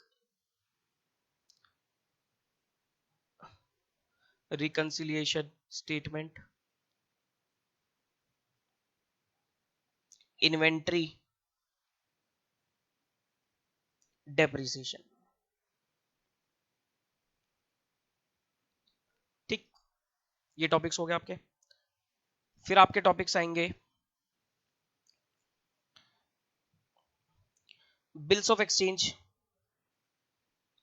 bills of exchange, consignment,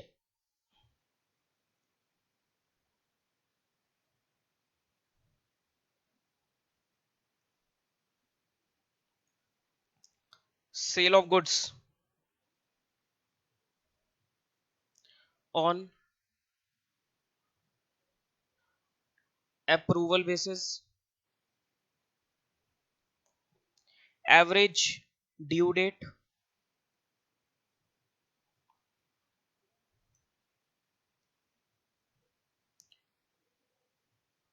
account current,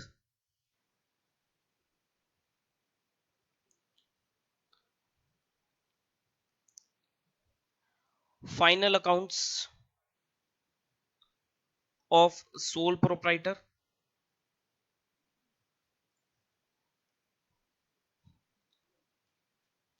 partnership, partnership में आपका क्या क्या कवर होता है, पार्टनरशिप में आपके यहां पर फंडामेंटल्स कवर होंगे,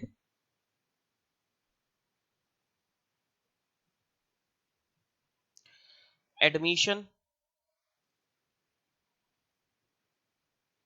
retirement, death, including JLP, JLP include करके ये सब चीज आपके पार्टनरशिप में कवर होगी।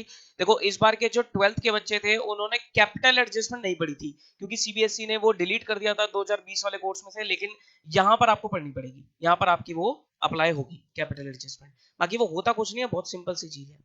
16th एनपीओ का टॉपिक है,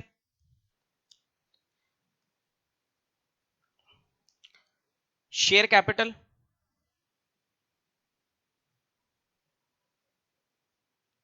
इसमें आपका इशू ऑफ शेयर्स, इशू हो गया, फोरफीचर हो गया, री इशू हो गया, ये आएगा टॉपिक। और एक टॉपिक आएगा issue of debentures, issue of debentures. ठीक, रिडेम्पशन नहीं है, सिर्फ इशू ऑफ डिवेंचर्स तक है। रिडेम्पशन उन्होंने सीबीएसई ने 12th क्लास में भी डिलीट कर दिया था, यहां पर तो है ही नहीं शुरू से, वो आप पढ़ोगे इंटर लेवल पे जाकर। तो ये आपका फाउंडेशन का कोर्स है 100 नंबर के लिए। देखो आपको देखने से ही लग रहा होगा कि भारी भरकम कोर्स है, लेकिन छोटा छोटा सा ही है बहुत आसान। है बहुत इंटरेस्टिंग। इसमें बहुत सारी चीजें आपकी 11th की है, बहुत सारी 12th की है और कुछ नए टॉपिक्स भी हैं। तो अब एक बार देखते हैं कि क्या क्या चीजें हमारी 11th क्लास की है, क्या नई है और क्या 12th की है। अगर मैं देखो ये थियोरिटिकल फ्रेमवर्क की बात करूं, ये थियोरिटिकल फ्रेमवर्क की बात करूं, ये चैप्टर नंबर 1 और पूरा चैप्टर नंबर 2 ये आपका 11th क्लास का है, 11th क्लास का। साथ साथ मैं वेटेज भी लिख देता हूं कि इंस्टीट्यूट कितनी कितनी वेटेज के टॉपिक्स पूछता है। ये जो आपका है ये 6 से 12 नंबर तक की वेटेज रखता है। ये जो थ्योरेटिकल फ्रेमवर्क है इंक्लूडिंग कैपिटल रेवेन्यू, ये आपकी 11th क्लास का टॉपिक है और आपका 6 से 12 नंबर तक का टॉपिक है।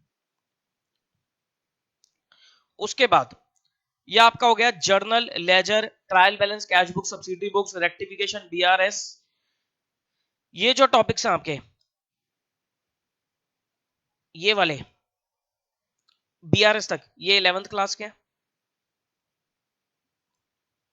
इन्वेंट्री का टॉपिक, इन्वेंट्री का टॉपिक आप लोगों के लिए न्यू है, दिस इज न्यू टॉपिक, ये आप लोगों ने अभी तक नहीं पढ़ा, ये न्यू है आपके लिए।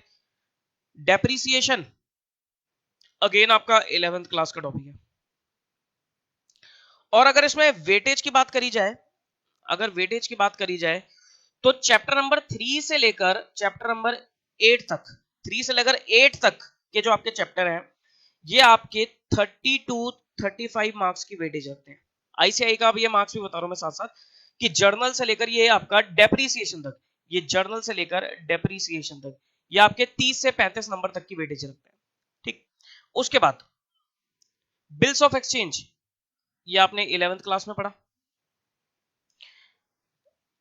This is consignment new topic, sale of goods and approval new topic, average due date new topic, account current new topic, ये सारे नए टॉपिक हैं। और ये जो भी जितने भी नए टॉपिक हैं, ये जितने भी नए टॉपिक हैं, बट इसमें सिर्फ बिल्स ऑफ एक्सचेंज को छोड़कर, देखो बिल्स ऑफ एक्सचेंज भी आपने 11th क्लास में बहुत ज्यादा डिटेल में नहीं पढ़ा क्योंकि इसमें बहुत सारी चीजें कटवा दी गई थी, रिटायरमेंट कटवा दिया गया था और अपना रिन्यूअल ऑफ बिल कटवा दिया गया था, एकोमोडेशन बिल का टॉपिक था ही नहीं। लेकिन यहाँ पर पूरा है, सब कुछ है यहाँ पर। तो ये सारे बिल्स ऑफ एक्सचेंज से लेकर आपके अकाउंट करंट तक जो नए टॉपिक है, इनकी जो वेटेज है ये लगभग 18 से 24 नंबर तक की वेटेज रखता है। और छोटे छोटे से चैप्टर है, सिर्फ एक कंसाइनमेंट थोड़ा बड़ा है, बाकी सब छोटे छोटे चिल्लर चैप्टर है। 18 से 24 नंबर तक की वेटेज रखते हैं। अब आते हैं ये बड़े टॉपिक्स। बड़े टॉपिक्स में आपका जो फाइनल अकाउंट्स आपने पढ़ा, ये जो 11th क्लास में पढ़ा वही है। इसमें बस एक नई चीज आपका मैन्युफैक्चरिंग अकाउंट इंक्लूड करा इन्होंने। मैन्युफैक्चरिंग अकाउंट आपका 11th क्लास में नहीं था लेकिन यहां पर है आपका, और जो इंपॉर्टेंट भी होता है यहां पर पार्टनरशिप, पार्टनरशिप पूरी आपने 12th क्लास में पढ़ी। बस सिर्फ आपने जेएलपी का टॉपिक नहीं पढ़ा होगा क्योंकि जेएलपी 12th क्लास में नहीं होता था, प्लस 12th क्लास में इस बार एडजस्टमेंट, कैपिटल एडजस्टमेंट का टॉपिक भी नहीं था लेकिन वो यहां पर है। तो आपकी पूरी पार्टनरशिप है। 12th में आपने डिसोल्यूशन पढ़ लिया था लेकिन डिसोल्यूशन वो यहां पर नहीं है, मतलब थोड़ा सा ही पढ़ा था आपने 12th क्लास में डिसोल्यूशन। डिसोल्यूशन की डिटेल डिस्कशन इंटर लेवल पे होगी आपकी, बहुत डिटेल में पढ़ाया जाएगा डिसोल्यूशन। तो यहां पर आपका 12th क्लास का ये पार्टनरशिप आ गया। एनपीओ का टॉपिक अगेन आपने 12th क्लास में पढ़ा हुआ है। और इंस्टीट्यूट के हिसाब से ये फाइनल अकाउंट से लेकर एनपीओ तक, final accounts, partnership and NPO, इन तीनों चैप्टर्स की जो वेटेज है वो 35 से 50 नंबर तक की है। मतलब 3 चैप्टर और 35 से 50 नंबर तक की वेटेज रखते हैं। मतलब तीनों में से क्वेश्चन कंपलसरी है सर, 10-10, 15-15 नंबर का, बड़े चैप्टर है ना, 10-10, 15-15 नंबर का क्वेश्चन बन जाएगा। ठीक, और उसके बाद आपका आता है शेयर कैपिटल एंड डिबेंचर्स, ये दोनों आपने 12th क्लास में पढ़े। और इनकी जो वेटेज है, इनकी जो वेटेज है वो आईसीआई के हिसाब से 12 से 18 नंबर तक की वेटेज है। मतलब एक आपका शेयर कैपिटल का क्वेश्चन 10 नंबर का आता है, 5 नंबर का आपका डिबेंचर का क्वेश्चन आता है और कुछ एक दो ट्रू फॉल्स भी आपसे पूछे जाते हैं। ठीक, तो ये आपकी कुछ वेटेज बनती है एंड सिलेबस है आपका सीए फाउंडेशन लेवल का। तो हमारी इसमें सिलेबस भी आ गया, वेटेज भी आ गई। आई होप ये चीज आपने नोट कर ली होगी। तो देखो कोर्स कंटेंट तो ज्यादा है लेकिन आसान है, बहुत बहुत स्कोरिंग है। सर क्या जो हमने 11th क्लास 12th क्लास में पढ़ा है, क्या वही चीजें हमें यहां पर पढ़नी है? मतलब जो टॉपिक्स हमारे 11th 12th वाले हैं क्या हम उसी तरीके से यहां पर भी पढ़ेंगे? देखो अगर तो आपने 11th 12th क्लास में कंसेप्चुअल पढ़ाई करी है, जिसके चांसेस बहुत कम है, सही बता रहा हूं मैं, जिसके चांसेस बहुत कम है क्योंकि 11th 12th में कॉन्सेप्ट पे इतना ध्यान दिया ही नहीं जाता। देखो वहां पर सर मजबूरी अलग ही है। क्यों? क्योंकि सर 12th क्लास में भी अकाउंट का कोर्स काफी अच्छा खासा होता है, तो वहां पर टीचर्स क्या करते हैं कि कॉन्सेप्ट पे ज्यादा ध्यान ना देके आपको ना क्वेश्चंस की प्रैक्टिस कराते हैं, और एग्जाम तक आते आते आप इतने क्वेश्चंस कर लेते हो कि आपकी क्वेश्चन ही याद हो जाते हैं आपको। फिर आप सोचते हो कंसेप्ट तो गया बाहर में, मेरे को कॉन्सेप्ट पता होना, मेरे को अपना क्वेश्चन करना आना चाहिए, मैं कर दूंगा, और आपके 99 तक नंबर चले आते हैं, 100 नंबर भी ले आते हो। लेकिन सर यहां पर ऐसा नहीं है, यहां पर आपको हर चीज का कंसेप्ट ध्यान रखना है कि कोई भी चीज की एंट्री डल रही है तो उसके पीछे कारण क्या है। पार्टनरशिप में गुडविल एडजस्टमेंट कर रहे हो तो उसका कारण क्या है। एनपीओ में इनकम एक्सपेंडिचर अकाउंट बना रहे हो, सब्सक्रिप्शन अकाउंट, सब्सक्रिप्शन की एडजस्टमेंट कर रहे हो तो उसका पीछे कारण क्या है, कॉन्सेप्ट क्या है, एक्चुअल कॉन्सेप्ट, वो आपको यहां पर ध्यान देना है, वो आपको यहां पर ध्यान देना है। बाकी टॉपिक्स तो सारे सेम है, लेकिन एक पढ़ने का तरीका अलग है, वहां पर आपका क्वेश्चन स्पेसिफिक हो जाता था, यहां पर आपका कॉन्सेप्ट कॉन्सेप्ट स्पेसिफिक होंगी चीजें। इसीलिए सर सीए कोर्स में एक चीज बोली जाती है कि आप क्वेश्चंस थोड़े कम भी कर दोगे कोई बुराई नहीं है, लेकिन आपका कॉन्सेप्ट पक्का होना चाहिए, क्योंकि आपको नहीं पता सर एग्जाम में वो आपसे किस टाइप का क्वेश्चन पूछेंगे। हर पेपर में आपको एक नया क्वेश्चन तो दिखेगा ही दिखेगा, नया मतलब डिफरेंट तरीके का क्वेश्चन जैसा आपने नहीं करा होगा, लेकिन वो क्वेश्चन बच्चा 10 नंबर तक का, और वो क्वेश्चन बच्चा तभी सॉल्व कर पाएगा जब उसका कॉन्सेप्ट स्ट्रांग होगा। तो आपको थोड़ा कॉन्सेप्ट्स के ऊपर ज्यादा यहाँ पर ध्यान देना पड़ेगा। बाकी क्वेश्चंस के लेवल भी थोड़े ऑब्वियसली 11 12 के कंपैरिजन में थोड़े एडवांस लेवल के क्वेश्चन होंगे, लेकिन अगेन मैं यही चीज बोल रहा हूँ कि डिफिकल्ट नहीं है, सिर्फ कॉन्सेप्ट्स आपको ध्यान अच्छे से रखने हैं। ठीक, तो ये वेटेज भी हमारी कवर होगी। अब हम आते हैं सर अपना पेपर पैटर्न देखते हैं कि पेपर पैटर्न क्या है।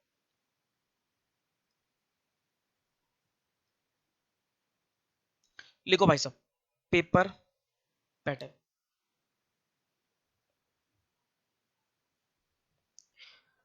पेपर पैटर्न की अगर बात करी जाए तो आपके क्वेश्चन नंबर 1 2 3 4 5 6 6 क्वेश्चन पूछे जाते हैं एग्जाम में, आपके पास 6 क्वेश्चन आता है, 20 मार्क्स ईच। इट मींस आपका 120 नंबर का पेपर आता है, जिसमें से आपको 100 नंबर का पेपर अटेम्प्ट करना है। 120 नंबर का पेपर आता है जिसमें से आपको 100 नंबर का पेपर अटेम्प्ट करना है। क्वेश्चन नंबर 1 आपका कंपलसरी होता है, क्वेश्चन नंबर 1 आपका कंपलसरी होता है जो आपको करना ही करना है, और बाकी बचे हुए 4 क्वेश्चन में से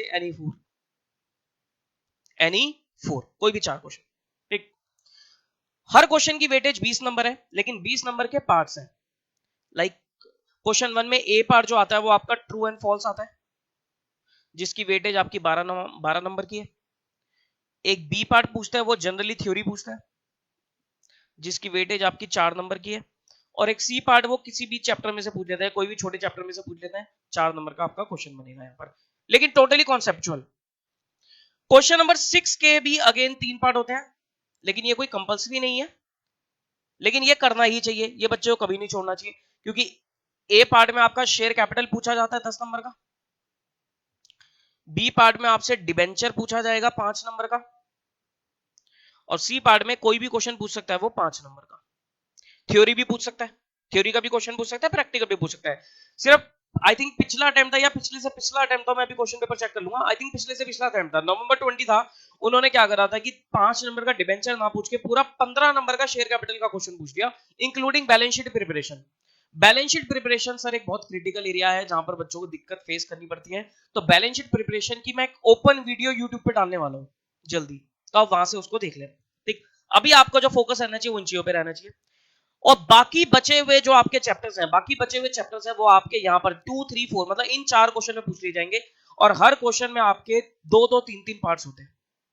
2 2 3 पार्ट्स मतलब 10+10 के क्वेश्चन आते हैं, कई बार 10+5+5 के क्वेश्चन आते हैं, कई बार आपके अपना 12+8 के क्वेश्चन आते हैं, कई बार आपके 16+4 के क्वेश्चन आते हैं। चांसेस ज्यादा किसके होते हैं, चांसेस जो ज्यादा होते हैं वो इसके और इसके होते हैं। ठीक, इनके थोड़े कम ही होते हैं चांसेस, बट ये आ सकता है। बाकी 10+10 और 10+5+5 ये पैटर्न इंस्टीट्यूट को ज्यादा पसंद है। और देखो अगर मैं यहाँ पर बात करूंगा, इसी तरीके से बात करूं, मान लो वो 2 या 3 क्वेश्चन भी पूछता है, तो आपके कितने क्वेश्चन बन जाएंगे, 2 2 4 5 6 7 8 8, और एक एक और बढ़ा लो 9 10, मतलब 10 से 12 क्वेश्चन वो इनमें से पूछ लेगा, इन 4 क्वेश्चन में वो 10 12 क्वेश्चन पूछ सकता है सब पार्ट्स के फॉर्म में। इट मींस वो सारे चैप्टर को कवर कर लेगा, all chapters will be covered। छोड़ने का तो कोई सवाल ही नहीं बनता, कोई भी चैप्टर छोड़ने का तो कोई सवाल बनता ही नहीं है। बाकी पेपर करना कैसे है किस तरीके से हमें अटेम्प्ट करना चाहिए वो आपको सब चीज मैं बाद में बताऊंगा, वो अभी का एरिया नहीं है, वो सब आपको बाद में बता दिया जाएगा इन डिटेल। ठीक, तो ये आपका पेपर पैटर्न हो गया। सर एग्जाम के टाइमिंग्स क्या होते हैं? 3 घंटे का पेपर होता है और टाइमिंग्स जनरली 2 से 5 बजे के होते हैं, लेकिन शायद इस बार वाले पेपर, एक बार मेरे को वो चेक करना पड़ेगा एडमिट कार्ड किसी स्टूडेंट का, शायद 3 से 6 के टाइमिंग है, शायद, आई एम नॉट श्योर। तो 3 से 6 के भी हो सकता है, या फिर वो शायद इंटर या फाइनल के 3 से 6 है। तो वो जो भी है 2 से 5 या 3 से 6, इस हिसाब से आपके टाइमिंग होते हैं। 3 घंटे का पेपर होता है आप लोगों का। ठीक, और जो आपके एमसीक्यू पेपर मैंने बताए थे, मैथ्स और इकोनॉमिक्स के पेपर बताए थे, वो 2-2 घंटे के पेपर है। ठीक, ये आपका सर पेपर पैटर्न है। आओ भाई मैं आपको एक बार पेपर दिखाता हूँ पिछले अटेम्प्ट का। ये देखो, ये आपका पिछले अटेम्प्ट का पेपर है। कौन सा अटेम्प्ट है ये? जनवरी 21। देखो, जनवरी 21 का पेपर है ये। क्या पूछा इन्होंने? देखो क्वेश्चन नंबर 1 है, ये कंपलसरी है, लिखा भी ऊपर,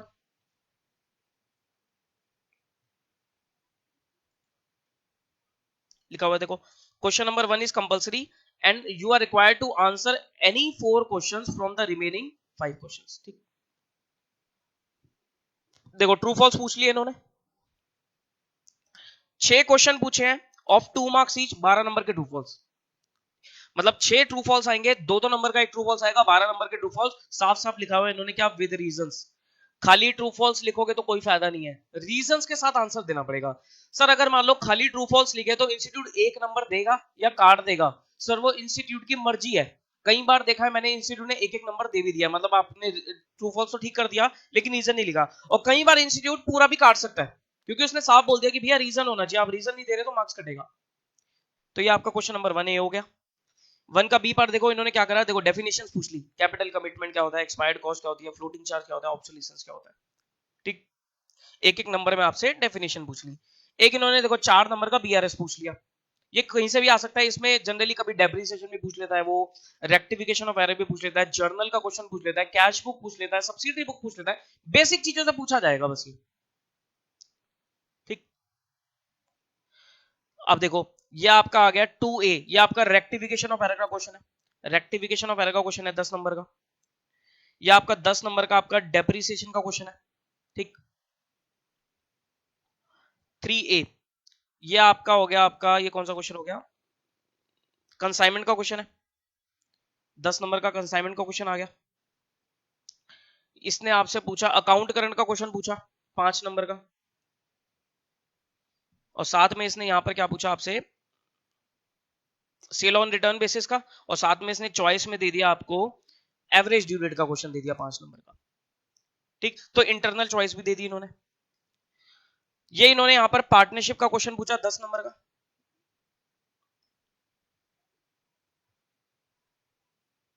पार्टनरशिप का अच्छा क्वेश्चन पूछा इन्होंने, डेथ का। और यहां पर इन्होंने क्या पूछा है? ये एनपीओ से रिलेटेड क्वेश्चन है, इनकम एक्सपेंडिचर अकाउंट हो गया ना, कैपिटल अकाउंट, ये एनपीओ से रिलेटेड क्वेश्चन हो गया। 5A, ये इन्होंने पूछा है आपका इन्वेंट्रीज का क्वेश्चन, इन्वेंट्रीज का क्वेश्चन हो गया, वैल्यू ऑफ इन्वेंट्रीज 5 नंबर का। ये इन्होंने पूछ लिया फाइनल अकाउंट्स का क्वेश्चन, फाइनल अकाउंट्स 5 नंबर का। और ये इन्होंने पूछ लिया 10 नंबर का एनपीओ का क्वेश्चन। ठीक है, और 6 देखो फिक्स है, ये इन्होंने क्या करा, अच्छा इसी अटेम्प्ट में था, 15 नंबर का इन्होंने शेयर कैपिटल का क्वेश्चन पूछ लिया। इसमें इन्होंने क्या क्या पूछा? एंट्रीज ही पूछी है। 15 नंबर का बड़ा क्वेश्चन होगा ये, बड़ा क्वेश्चन होगा 15 नंबर का। इन्होंने शेयर कैपिटल डाल दिया, और 5 नंबर में इन्होंने थ्योरी पूछ लिया। और देखो थ्योरी का ऐसा नहीं है कोई थ्योरेटिकल चैप्टर में से, अब देखो ये थ्योरी का क्वेश्चन इन्होंने पार्टनरशिप से पूछ लिया कि describe the rules if there is no partnership agreement. Sir ये कॉन्सेप्चुअल हो गया ना, कॉन्सेप्चुअल हो गया, मतलब अगर बच्चे को कॉन्सेप्ट पता है तो वो कर देगा, अगर उसे कॉन्सेप्ट नहीं पता तो वो फंस गया। बात समझ में आती है? तो ये आपका जनवरी 21 का पेपर मैंने दिखाया, इसी तरीके से आपके पेपर है। देखो एक ये जो मैं ट्रू फॉल्स की बात कर रहा था, ये ट्रू फॉल्स की पीडीएफ है, इसमें मैंने आपको ट्रू फॉल्स डाल के दे रखे हैं, नियर अबाउट 377 ट्रू फॉल्स मैंने डाल के दे रखे हैं विद आंसर्स।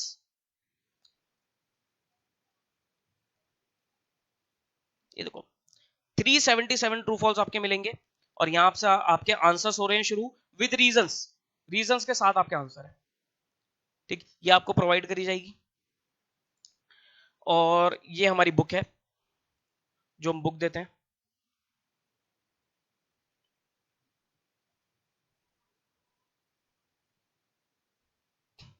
ये हमारी बुक होगी।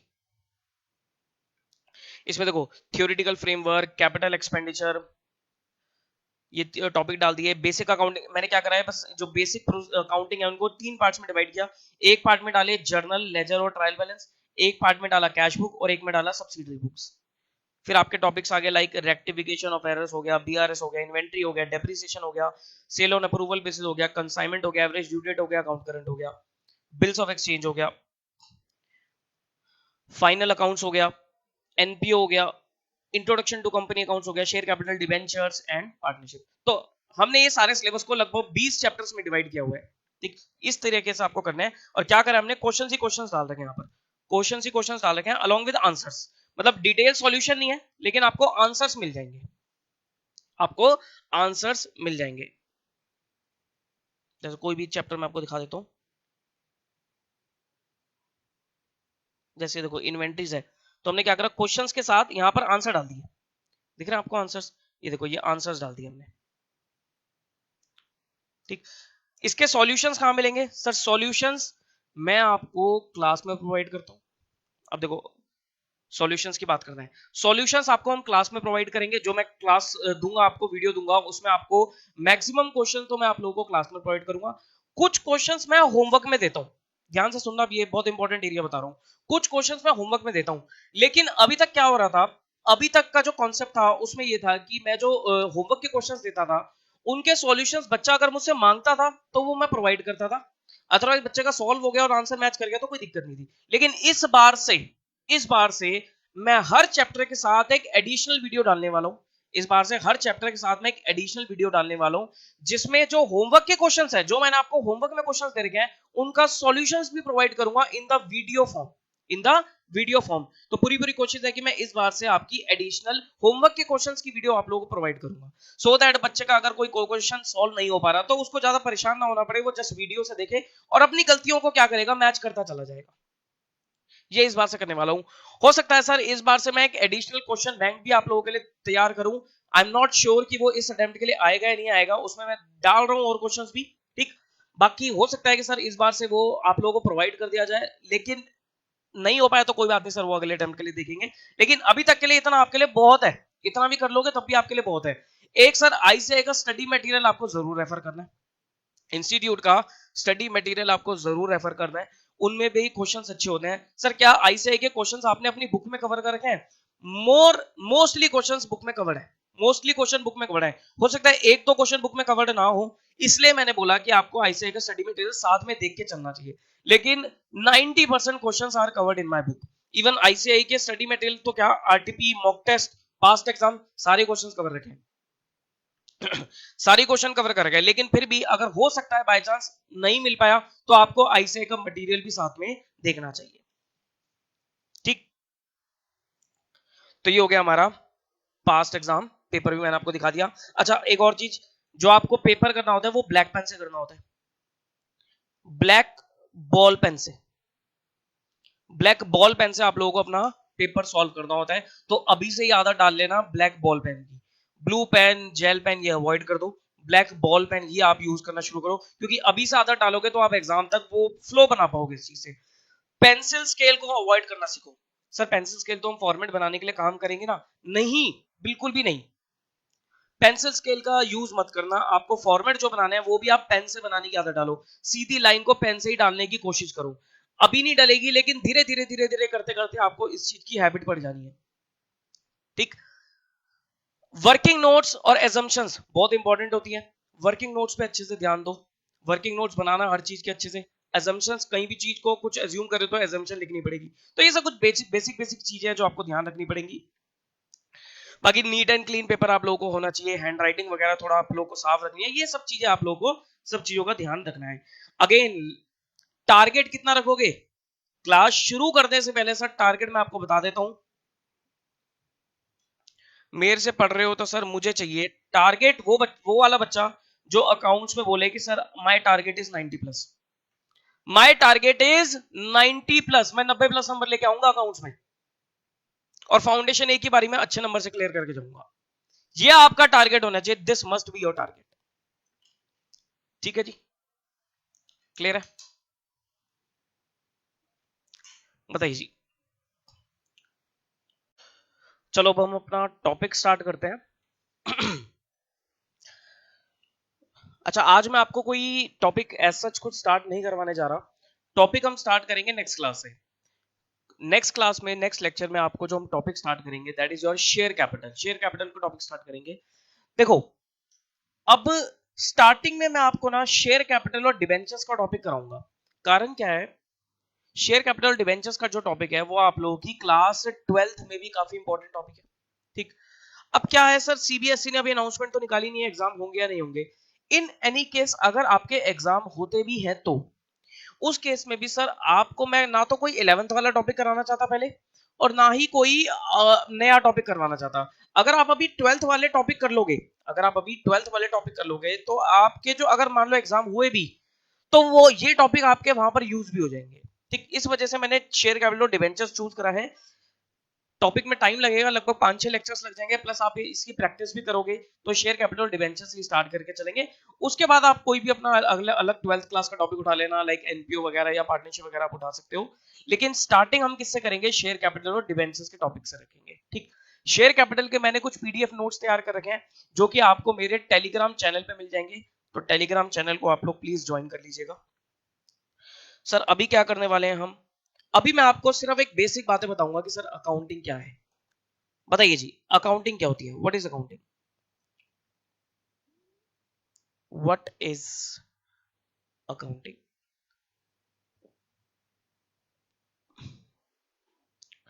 अकाउंटिंग क्या है सर ये? चलो डेफिनेशन से शुरू करते हैं कि सर अकाउंटिंग की डेफिनेशन क्या है। Accounting is an art of recording, classifying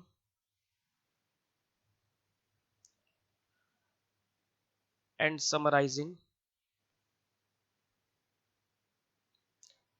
in a significant manner and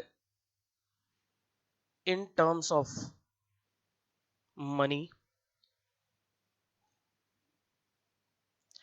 transactions and events which are in part at least of financial character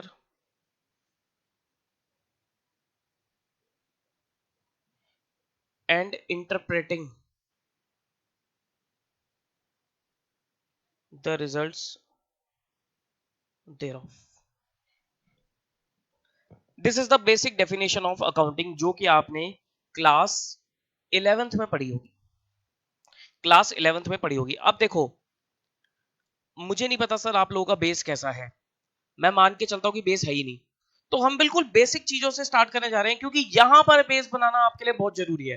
foundation level पे आप लोगों का बेस बनना बहुत जरूरी है, क्योंकि इंटर और फाइनल में आप लोगों को बेसिक चीजों पे फोकस नहीं दिया जाएगा। वहां पर फिर आपके जो टॉपिक्स हैं वहां पर टॉपिक स्पेसिफिक पढ़ाई होगी। ठीक, यहां पर मैं आप जितना मर्जी बेस क्लियर करना चाहो कर सकते हो। ठीक, आओ जी, तो बेसिक चीज से स्टार्ट करेंगे। सर अकाउंटिंग क्या है?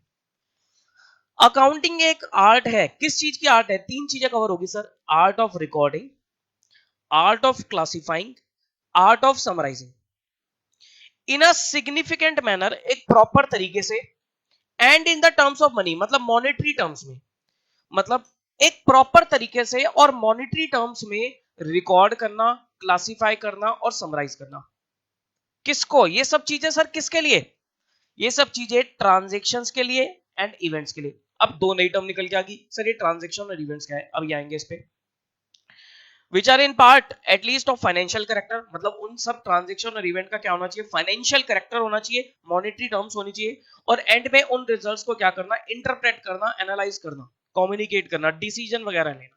ठीक, अब देखो सर इस डेफिनेशन से एग्जैक्ट क्लियर नहीं हुआ अकाउंटिंग क्या है। अकाउंटिंग एक आर्ट है। किस चीज की आर्ट है? जो भी आप डे टू डे में काम कर रहे हो, जो भी आप डे टू डे में काम कर रहे हो, आप उसको अकाउंटिंग कह सकते हो, अगर वो सारे काम मॉनेटरी टर्म्स में है तो।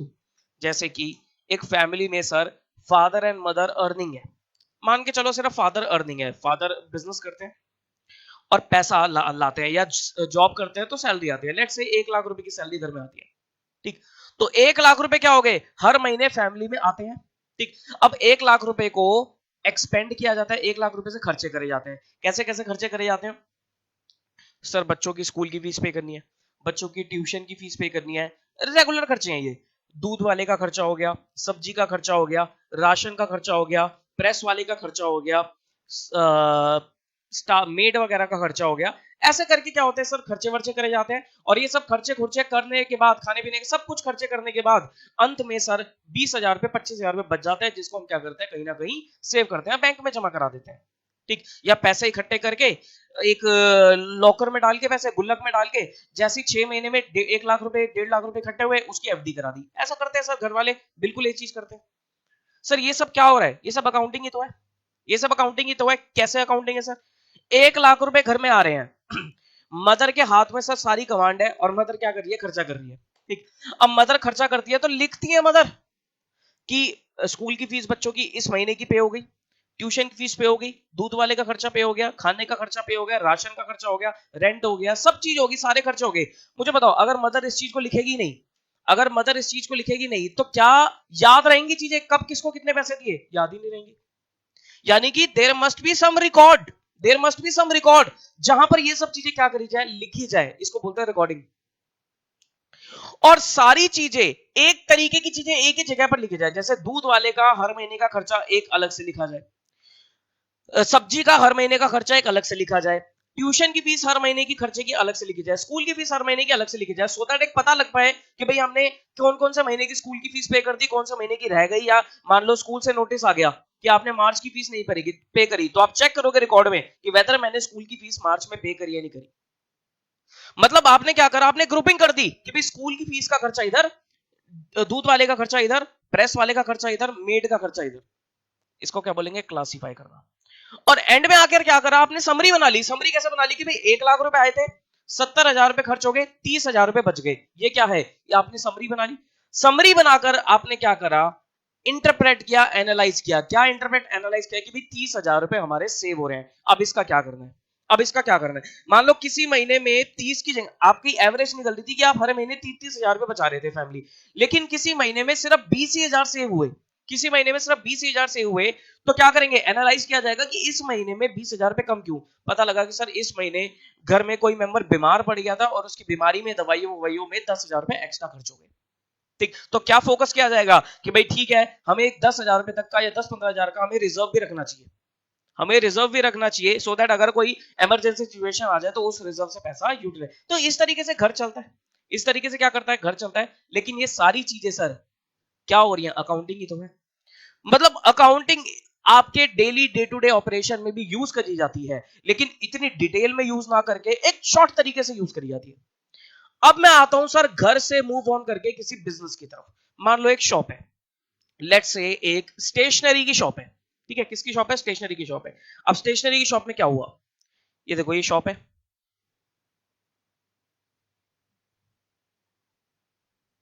ठीक, ये शॉप है, ये शॉप पे शॉपकीपर बैठा हुआ है, और ये इसके पास स्टेशनरी है।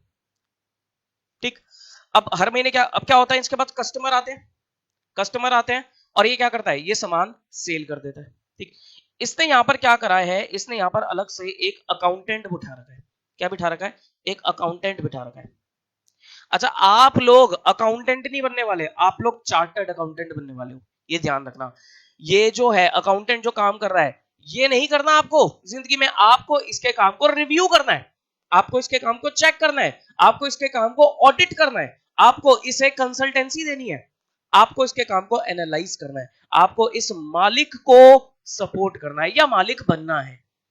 तो आपकी जो सोच है, आपकी जो सोच है वो ये नहीं होनी चाहिए, आपकी सोच इसको सपोर्ट करने की होनी चाहिए, ओनर को सपोर्ट करने की होनी चाहिए। ठीक, तो अकाउंटेंट बैठा हुआ है इसके पास, अब क्या करता है, अब जो मालिक है, मालिक कैसे पता लगेगा, मालिक के पास इतना टाइम नहीं है। वो तो भैया क्या करता है, सामान खरीदता है बाजार से और बेचता है, खरीदता है बेचता है, खरीदता है बेचता है, और अपने बिजनेस को बढ़ाने की सोचता रहता है। उसका जो माइंड में रहता है, ऑब्जेक्टिव मालिक का क्या रहता है कि मुझे बिजनेस को एक्सपेंड करना है, मुझे अपनी शॉप को एक्सपेंड करना है, मुझे अपनी क्वालिटी अच्छी रखनी है, मेरे पास ज्यादा से ज्यादा कस्टमर्स हैं। अगर मान लो वो अकाउंट्स में लगा रह जाएगा तो वो अपने बिजनेस की तरफ ध्यान नहीं दे पाएगा, तो उसने एक एक्सटर्नल पर्सन हायर कर लिया, that is known as accountant. अब अकाउंटेंट क्या करता है, अकाउंटेंट इसको डेली या वीकली क्या करता है, वो इस मालिक से मांगता है डिटेल्स। वो कहता है कितनी सेल करी, कितनी परचेज करी, कितने आपके एक्सपेंसेस हुए, कितने आपके एक्सपेंसेस हुए, ये सब चीजें दे दो, और हम आपको क्या बताएंगे, आपका प्रॉफिट बताएंगे। हम आपको क्या बताएंगे, आपका प्रॉफिट कैलकुलेट करके दे देंगे। तो मालिक क्या करता है, मालिक उनको, अकाउंटेंट को डेली ये सब सामान देता है कि मेरी इस वीक में इतने की सेल हुई, इतना मेरी परचेज थी, इतना मेरे पास स्टॉक पहले से था, और इतने मेरे खर्चे थे। ये सब चीजों को क्या करेगा अकाउंटेंट जो होगा, वो रिकॉर्ड करेगा। वो रिकॉर्ड करेगा, क्या करेगा, चीजों को रिकॉर्ड करना शुरू करेगा। जैसे जैसे ट्रांजेक्शन होती है वो क्या करेगा, उसकी रिकॉर्डिंग शुरू करेगा। रिकॉर्डिंग करके फिर उनकी ग्रुपिंग करना शुरू करेगा कि भाई जो स्टॉक था, तो अगर मैंने और परचेज करी तो स्टॉक में ऐड हो जाएगा, ठीक। अगर मैंने सेल करी तो स्टॉक मेरा कम भी होगा। क्या कर रहा है वो, क्लासिफाइंग कर रहा है, ठीक। उधार पे सामान जाता है तो उस बंदे का लेजर बनाएगा और बोलेगा कि मैंने इसको इतने रुपए का उधार दिया और उससे पैसे इतने आए। क्योंकि ये जो मालिक है, ये मालिक कभी भी अकाउंटेंट से पूछ सकता है कि मुझे फलाना बंदे से कितने रुपए लेने हैं। अगर मान लो इसको लिखा ही नहीं जाएगा, रिकॉर्ड ही नहीं बनाया जाएगा, तो हाउ विल यू एसेस, आप पता ही नहीं लगा पाओगे कि मुझे फलाना बंदे से कितने रुपए लेने हैं या फलाना बंदे को कितने रुपए देने हैं। मान लो कल को कोई आपकी शॉप पे आ गया, वो बोलेगा आप उधार पे सामान ले गए थे, 1 लाख रुपए दे दो, क्या आप आंख बंद करके दे दोगे? नहीं। ऑब्वियसली आप क्या करोगे, अकाउंट चेक करोगे ना। आप चेक करोगे कि मैंने 1 लाख की परचेज करी भी थी या नहीं करी थी, क्या मैं उसे कोई पहले पैसे दे तो नहीं चुका, क्या मैंने कोई सामान वापसी तो नहीं कर दिया। ये सब चीजें कहां से पता लगेगी, ये सब चीजें आपको जब आप ट्रांजेक्शन को क्लासिफाई करोगे इन लेजर्स, वहां से पता लगेगी। फिर क्या करोगे, समराइजिंग करोगे। समराइजिंग करने का मतलब क्या है कि आप चेक करोगे कि भाई मेरी फाइनेंशियल पोजीशन कैसी है, मेरा बिजनेस प्रॉफिट में है या लॉस में है, मतलब ये सब चीजें अकाउंटेंट से आप कैलकुलेट कराओगे। ये सारा काम क्या हो गया, यहां तक काम किसका हो गया, अकाउंटेंट का हो गया। इसके बाद से काम ओनर का शुरू होता है, इंटरप्रेटिंग। इंटरप्रेटिंग वो क्या करेगा, वो अपने रिजल्ट्स को इंटरप्रेट करेगा। इंटरप्रेट करने का मतलब क्या है, वो चेक करेगा कि भाई मेरे बिजनेस में कहीं मेरा मतलब जो मेरी प्रॉफिट रेशो है, कहीं वो गिर तो नहीं रही, डाउनफॉल तो नहीं आ रही। एनालाइज करेगा, सिचुएशन को क्या करेगा, एनालाइज करेगा कि भाई अगर डाउनफॉल आ रही है तो किस वजह से आ रही है, हो सकता है कोई मेरा खर्चा बढ़ गया हो, या हो सकता है मेरी सेल कम हो रही हो, तो वो उन चीजों पे ज्यादा ध्यान देगा। और कम्युनिकेटिंग, कम्युनिकेटिंग क्योंकि यहां पर सर ये अकेला ओनर है तो उसको कम्युनिकेशन खुद नहीं करना, क्योंकि उसे सीधा सीधा खुद ही डिसीजन लेना है। ये कम्युनिकेटिंग टर्म यूज होती है इन द पार्टनरशिप फर्म्स, जहां पर ओनर एक से ज्यादा है। जैसे पार्टनरशिप फर्म है, वहां पर मल्टीपल ओनर्स है। कंपनीज, कंपनीज के केस में मालिक होते हैं शेयर होल्डर्स, तो उन तक इंफॉर्मेशन जानी चाहिए सो दैट वो अपना डिसीजन वगैरह ले पाए। तो this is the basic process of accounting, कि ट्रांजेक्शन को पहले रिकॉर्ड करो इन अ सिग्निफिकेंट मैनर, फिर उसको ग्रुपिंग करो, समराइज उसको क्लासिफाई करो उसके नेचर के हिसाब से, समरी तैयार करो, इंटरप्रेट करो, एनालाइज करो, एंड में जाकर कम्युनिकेट करो। तो इसके थ्रू हमारा क्या निकलता है, एक बेसिक अकाउंटिंग प्रोसेस निकलता है। Basic accounting process. Sir basic accounting process क्या है? सबसे पहले अकाउंटिंग की शुरुआत होती है, रिकॉर्डिंग से भी पहले अकाउंटिंग की शुरुआत होती है।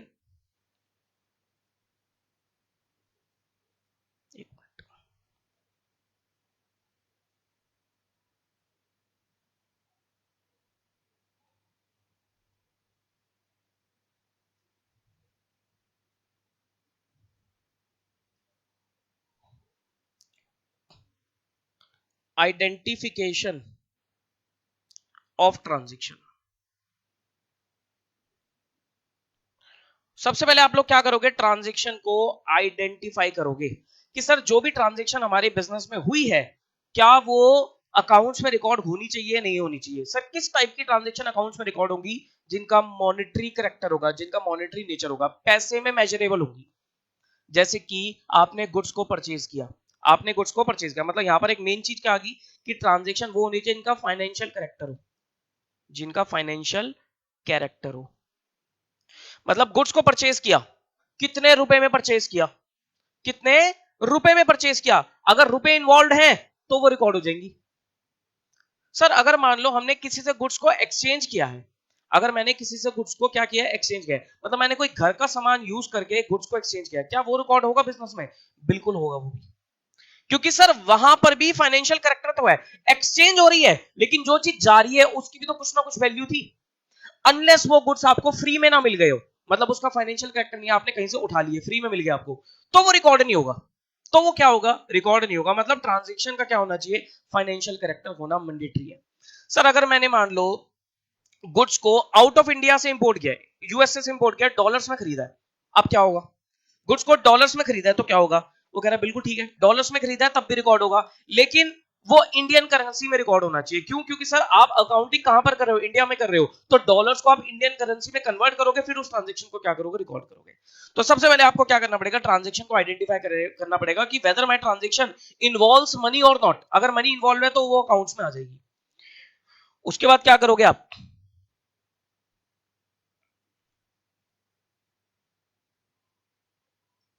देन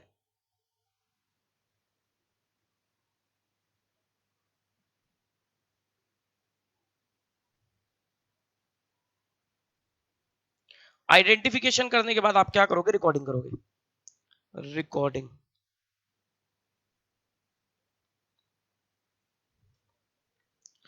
रिकॉर्डिंग, सर रिकॉर्डिंग कहां पर होती है, रिकॉर्डिंग होती है हमेशा सब्सिडरी बुक्स में, ध्यान रखना, किसमें होती है, सब्सिडरी बुक्स में। कभी भी रिकॉर्डिंग में ये मत बोलना सर रिकॉर्डिंग होती है जर्नल में, नहीं सर, सब्सिडरी बुक्स में। Subsidiary books include journal, subsidiary books को बुक्स ऑफ ओरिजिनल एंट्री भी बोला जाता है, बुक्स ऑफ ओरिजिनल एंट्री, क्योंकि सर ट्रांजेक्शन का जो ओरिजिन होता है, ट्रांजेक्शन की जो स्टार्टिंग होती है वो रिकॉर्डिंग से ही होती है।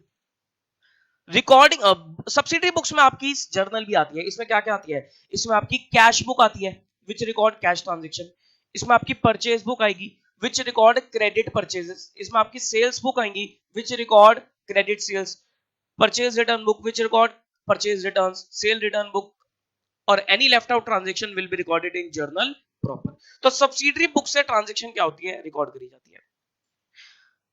ठीक, तो क्वेश्चन आ गया कि यहाँ पर कि sir subsidiary books means books of original entry, और बुक्स ऑफ ओरिजिनल एंट्री में ही आती है। कोई भी पूछे आपसे रिकॉर्डिंग कहां पर होती है, तो योर आंसर, आपका ये आंसर नहीं होना चाहिए कि सर जर्नल में होती है, बोलोगे सब्सिडरी बुक्स में होती है। ठीक, ये बेसिक चीजें ध्यान से समझना, ये आगे जाके रेक्टिफिकेशन ऑफ एरर्स इन सब टाइप के चैप्टर्स में यूज हो जाएंगे आपकी। रिकॉर्डिंग के बाद फिर क्या करोगे, आप करोगे क्लासिफाइंग, ये क्लासिफिकेशन लिख लो।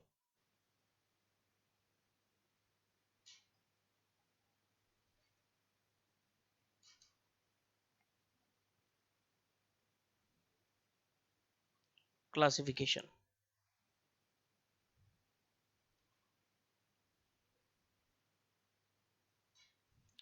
क्लासिफिकेशन कहां पर, लेजर्स में। जैसे एक तरीके की ट्रांजेक्शन्स को एक ही जगह पर आपने क्या करा, लिख दिया, एक एनालिटिकल ऑर्डर में आपने क्या करा, लिख दिया।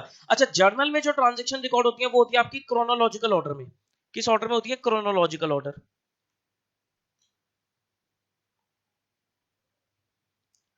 क्रोनोलॉजिकल ऑर्डर, क्रोनोलॉजिकल ऑर्डर मतलब डेट वाइज, ऑब्वियसली जो काम पहले किया उसको पहले रिकॉर्ड करोगे, फिर ऐसे चलती रहेंगी आपकी डेट वाइज। और ट्रांजेक्शन क्लासिफाई कैसे होती है, वो होती है आपकी एनालिटिकल ऑर्डर में, एनालिटिकल ऑर्डर में, नेचर के हिसाब से। ठीक, रिकॉर्डिंग होगी, क्लासिफाइंग होगी, उसके बाद क्या आता है, उसके बाद होएगा आपका समराइजिंग।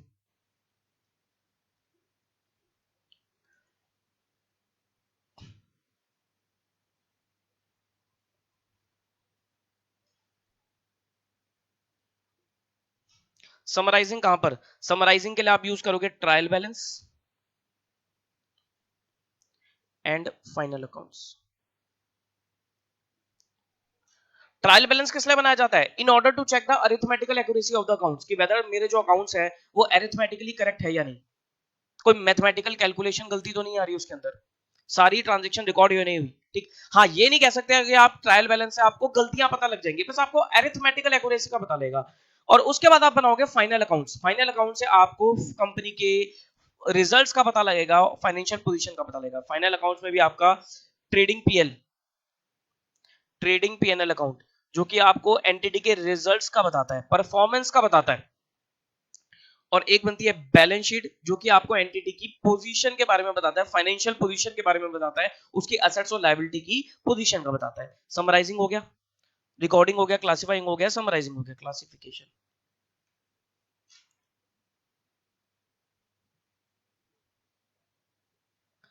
उसके बाद आप करोगे इंटरप्रेटिंग।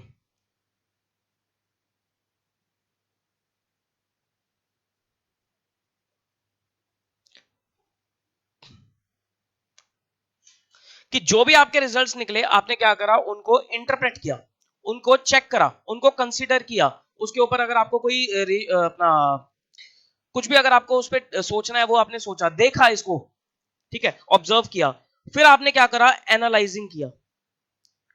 एनालाइजिंग, जहां पर आपने कई सारे क्या करे, एनालिसिस के टूल्स को यूज किया। लाइक आपने यहां पर रेशियो एनालिसिस किया, रेशियो एनालिसिस किया, कई सारी रेशियोज लगा लगा के आपने बिजनेस के रिजल्ट्स को चेक करा। कैश फ्लो स्टेटमेंट बनाकर आपने बिजनेस के रिजल्ट्स को चेक किया। और आपने क्या करा, यहां पर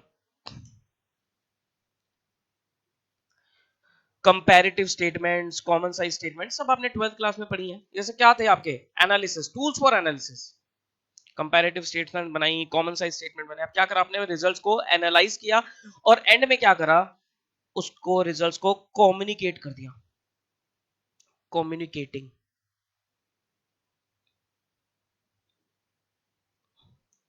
और कम्युनिकेट किसको किया जाता है, कम्युनिकेट किया जाता है to the users of financial information.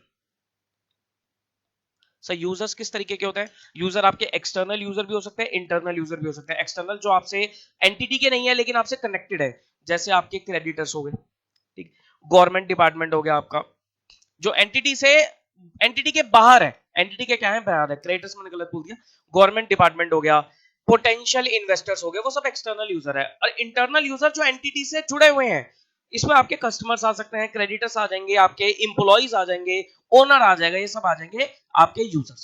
Sir users को एंटिटी के अकाउंट्स के बारे में, अकाउंटिंग इंफॉर्मेशन के बारे में पता होना जरूरी क्यों है, क्योंकि सबका कुछ ना कुछ डिसीजन है, सबका कुछ ना कुछ स्टेक है एंटिटी में।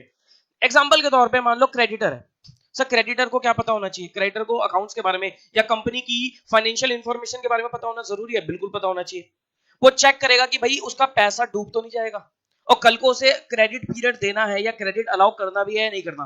मान लो वो एंटिटी के बैड डेट्स होते जा रहे हैं, या वो एंटिटी लॉसेस में जा रही है, तो क्रेडिटर सोच सकते हैं कि भी आगे हम इसको क्रेडिट नहीं देंगे। बैंक्स हो गए, बैंक्स वगैरह हो गए, बैंक्स वगैरह को क्यों चाहिए सर, लेंडर्स वगैरह को क्यों चाहिए, उनको लोन देना है, उनका प्रिंसिपल और इंटरेस्ट फंसा हुआ है कि भाई उसकी रिकवरी पॉसिबल है या नहीं है। इन्वेस्टर्स ने पैसा इन्वेस्ट कर रखा है, तो वो चेक करेंगे कि भाई उनको एडिक्वेट रिटर्न मिलेगी नहीं मिलेगी। अगर उनको लगता है कि कंपनी खत्म होने वाली है या बेकार है, तो अपना शेयर बेच के निकल जाएंगे।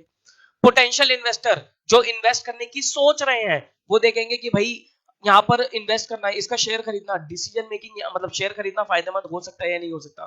गवर्नमेंट डिपार्टमेंट को चाहिए कि भी टैक्स वैक्स कलेक्ट करने हैं, टैक्स वगैरह कलेक्ट करने हैं, तो सो दैट वो टैक्सेस वगैरह को कलेक्ट कर पाए, और प्रॉपर तरीके से बिजनेस मैनेज होगा या नहीं होगा, किसी तरीके का रेवेन्यू को नुकसान तो नहीं पहुंचना यहाँ पर। ठीक,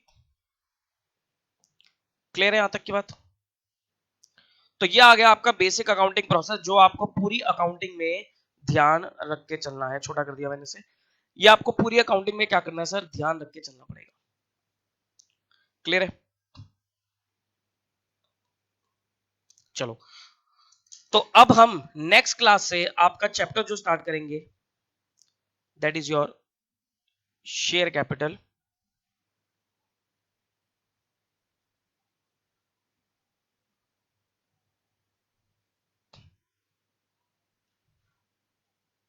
शेयर कैपिटल ये स्टार्ट करेंगे, ठीक। ये आपको अच्छे से अब कवर करना है चैप्टर।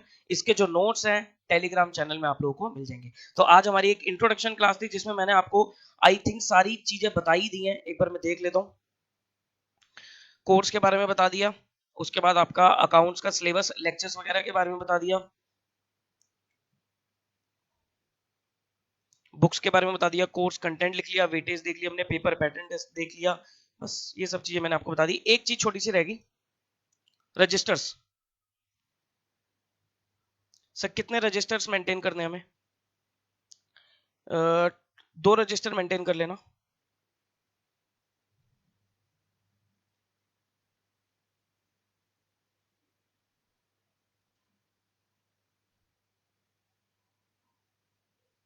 दो रजिस्टर को मेंटेन कर लेना। एक रजिस्टर तो आपका रहेगा क्लास वर्क, हालांकि इसे क्लास वर्क ना बोल के मैं बोलूंगा कॉन्सेप्ट रजिस्टर।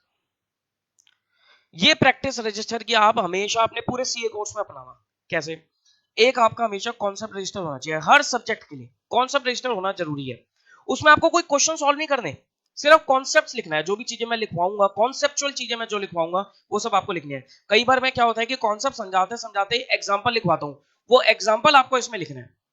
तो एक आपका सेपरेट कॉन्सेप्ट रजिस्टर रहेगा और एक रजिस्टर जो रहेगा उसमें आप क्या करोगे, सिर्फ क्वेश्चंस करोगे। क्वेश्चंस वो वाले भी जो मैं आपको क्लास में कराऊंगा, प्लस वो वाले भी जो आपको होमवर्क में करने हैं। मतलब एक सिर्फ आपका क्वेश्चन स्पेसिफिक रजिस्टर रहेगा और एक आपका कॉन्सेप्ट रजिस्टर रहेगा। क्योंकि एंड में आते आते जब आप एंड में रिवीजन का टाइम आएगा, जब आपके एग्जाम से पहले आपके पास टाइम कम बचा होगा, तब आप पूरा कोर्स, सारा पूरा कोर्स तो देख नहीं सकते, सारे क्वेश्चंस सॉल्व नहीं कर सकते। वहां पर आपको क्या चाहिए, सिर्फ कॉन्सेप्चुअल रजिस्टर चाहिए, सो दैट आप अपने सारे क्या करो, कॉन्सेप्ट को एक बार गो थ्रू कर जाओ। तो concept register is very important. बात समझ में आ रही है? तो कॉन्सेप्ट्स पे ध्यान देना, कॉन्सेप्ट रजिस्टर एक अलग से सेपरेटली बनाना। कॉन्सेप्ट के साथ साथ जो मैं एग्जांपल लिखवाऊंगा वो कॉन्सेप्ट वाले रजिस्टर में होना चाहिए, सो दैट एग्जाम से पहले आपको क्वेश्चंस ना देखने पड़े, सिर्फ कॉन्सेप्ट देखो, एग्जांपल देखो, आपका काम बन जाएगा। ठीक, तो ये प्रैक्टिस आपको रजिस्टर की फॉलो करनी है। तो that's all from my side. ये सब चीजें मुझे आपको इंट्रो लेक्चर में बतानी थी। तो will start with our first topic from the next class, that is your share capital. ठीक, तो आई होप सो आपको चीजें समझ में आई होंगी, क्लियर हुई होंगी, और मैं उम्मीद करता हूं सर आपको लेक्चर्स बहुत अच्छे से समझ में आएंगे and you will definitely learn accounts in a very unique manner, एक वेरी डिफरेंट मैनर। ठीक, मेरी सब पूरी कोशिश रहेगी कि मैं आपको अकाउंट्स में बहुत अच्छे से चीजें समझाऊं, आपका पूरा बेस, पूरा कॉन्सेप्ट आप लोगों का क्या करूं, क्लियर कर दूं। ठीक है जी, चलो, तो इसी उम्मीद के साथ हम मिलेंगे अगली क्लास में। अच्छा, एक चीज और ध्यान रखना कि सीए जो कोर्स है वो आपका अकाउंट्स में आप लोगों को सर महारथी बना देगा। मतलब ये सोच लेना सर, अकाउंट्स आपसे ज्यादा कोई नहीं जानेगा, क्योंकि सीए कोर्स में इतना डिटेल सब कुछ पढ़ा दिया जाता है। अकाउंट्स का कुछ भी नहीं छोड़ा जाएगा आपसे, सब कुछ पढ़ा दिया जाएगा। और आपको बनने के बाद आपको इसी एरिया के आगे पीछे घूमना है। ऑडिट करोगे आप, कंसल्टेंसी दोगे, लेकिन हर चीज में अकाउंट्स इन्वॉल्व होगा भाई साहब। तो आपको इस एरिया में महारत हासिल करनी है। ठीक है जी, चलो फिर इसी चीज के साथ हम अपने लेक्चर को वाइंड अप करते हैं। मिलेंगे अगली क्लास में and will start our topic share capital. Till then take care of yourself, bye bye.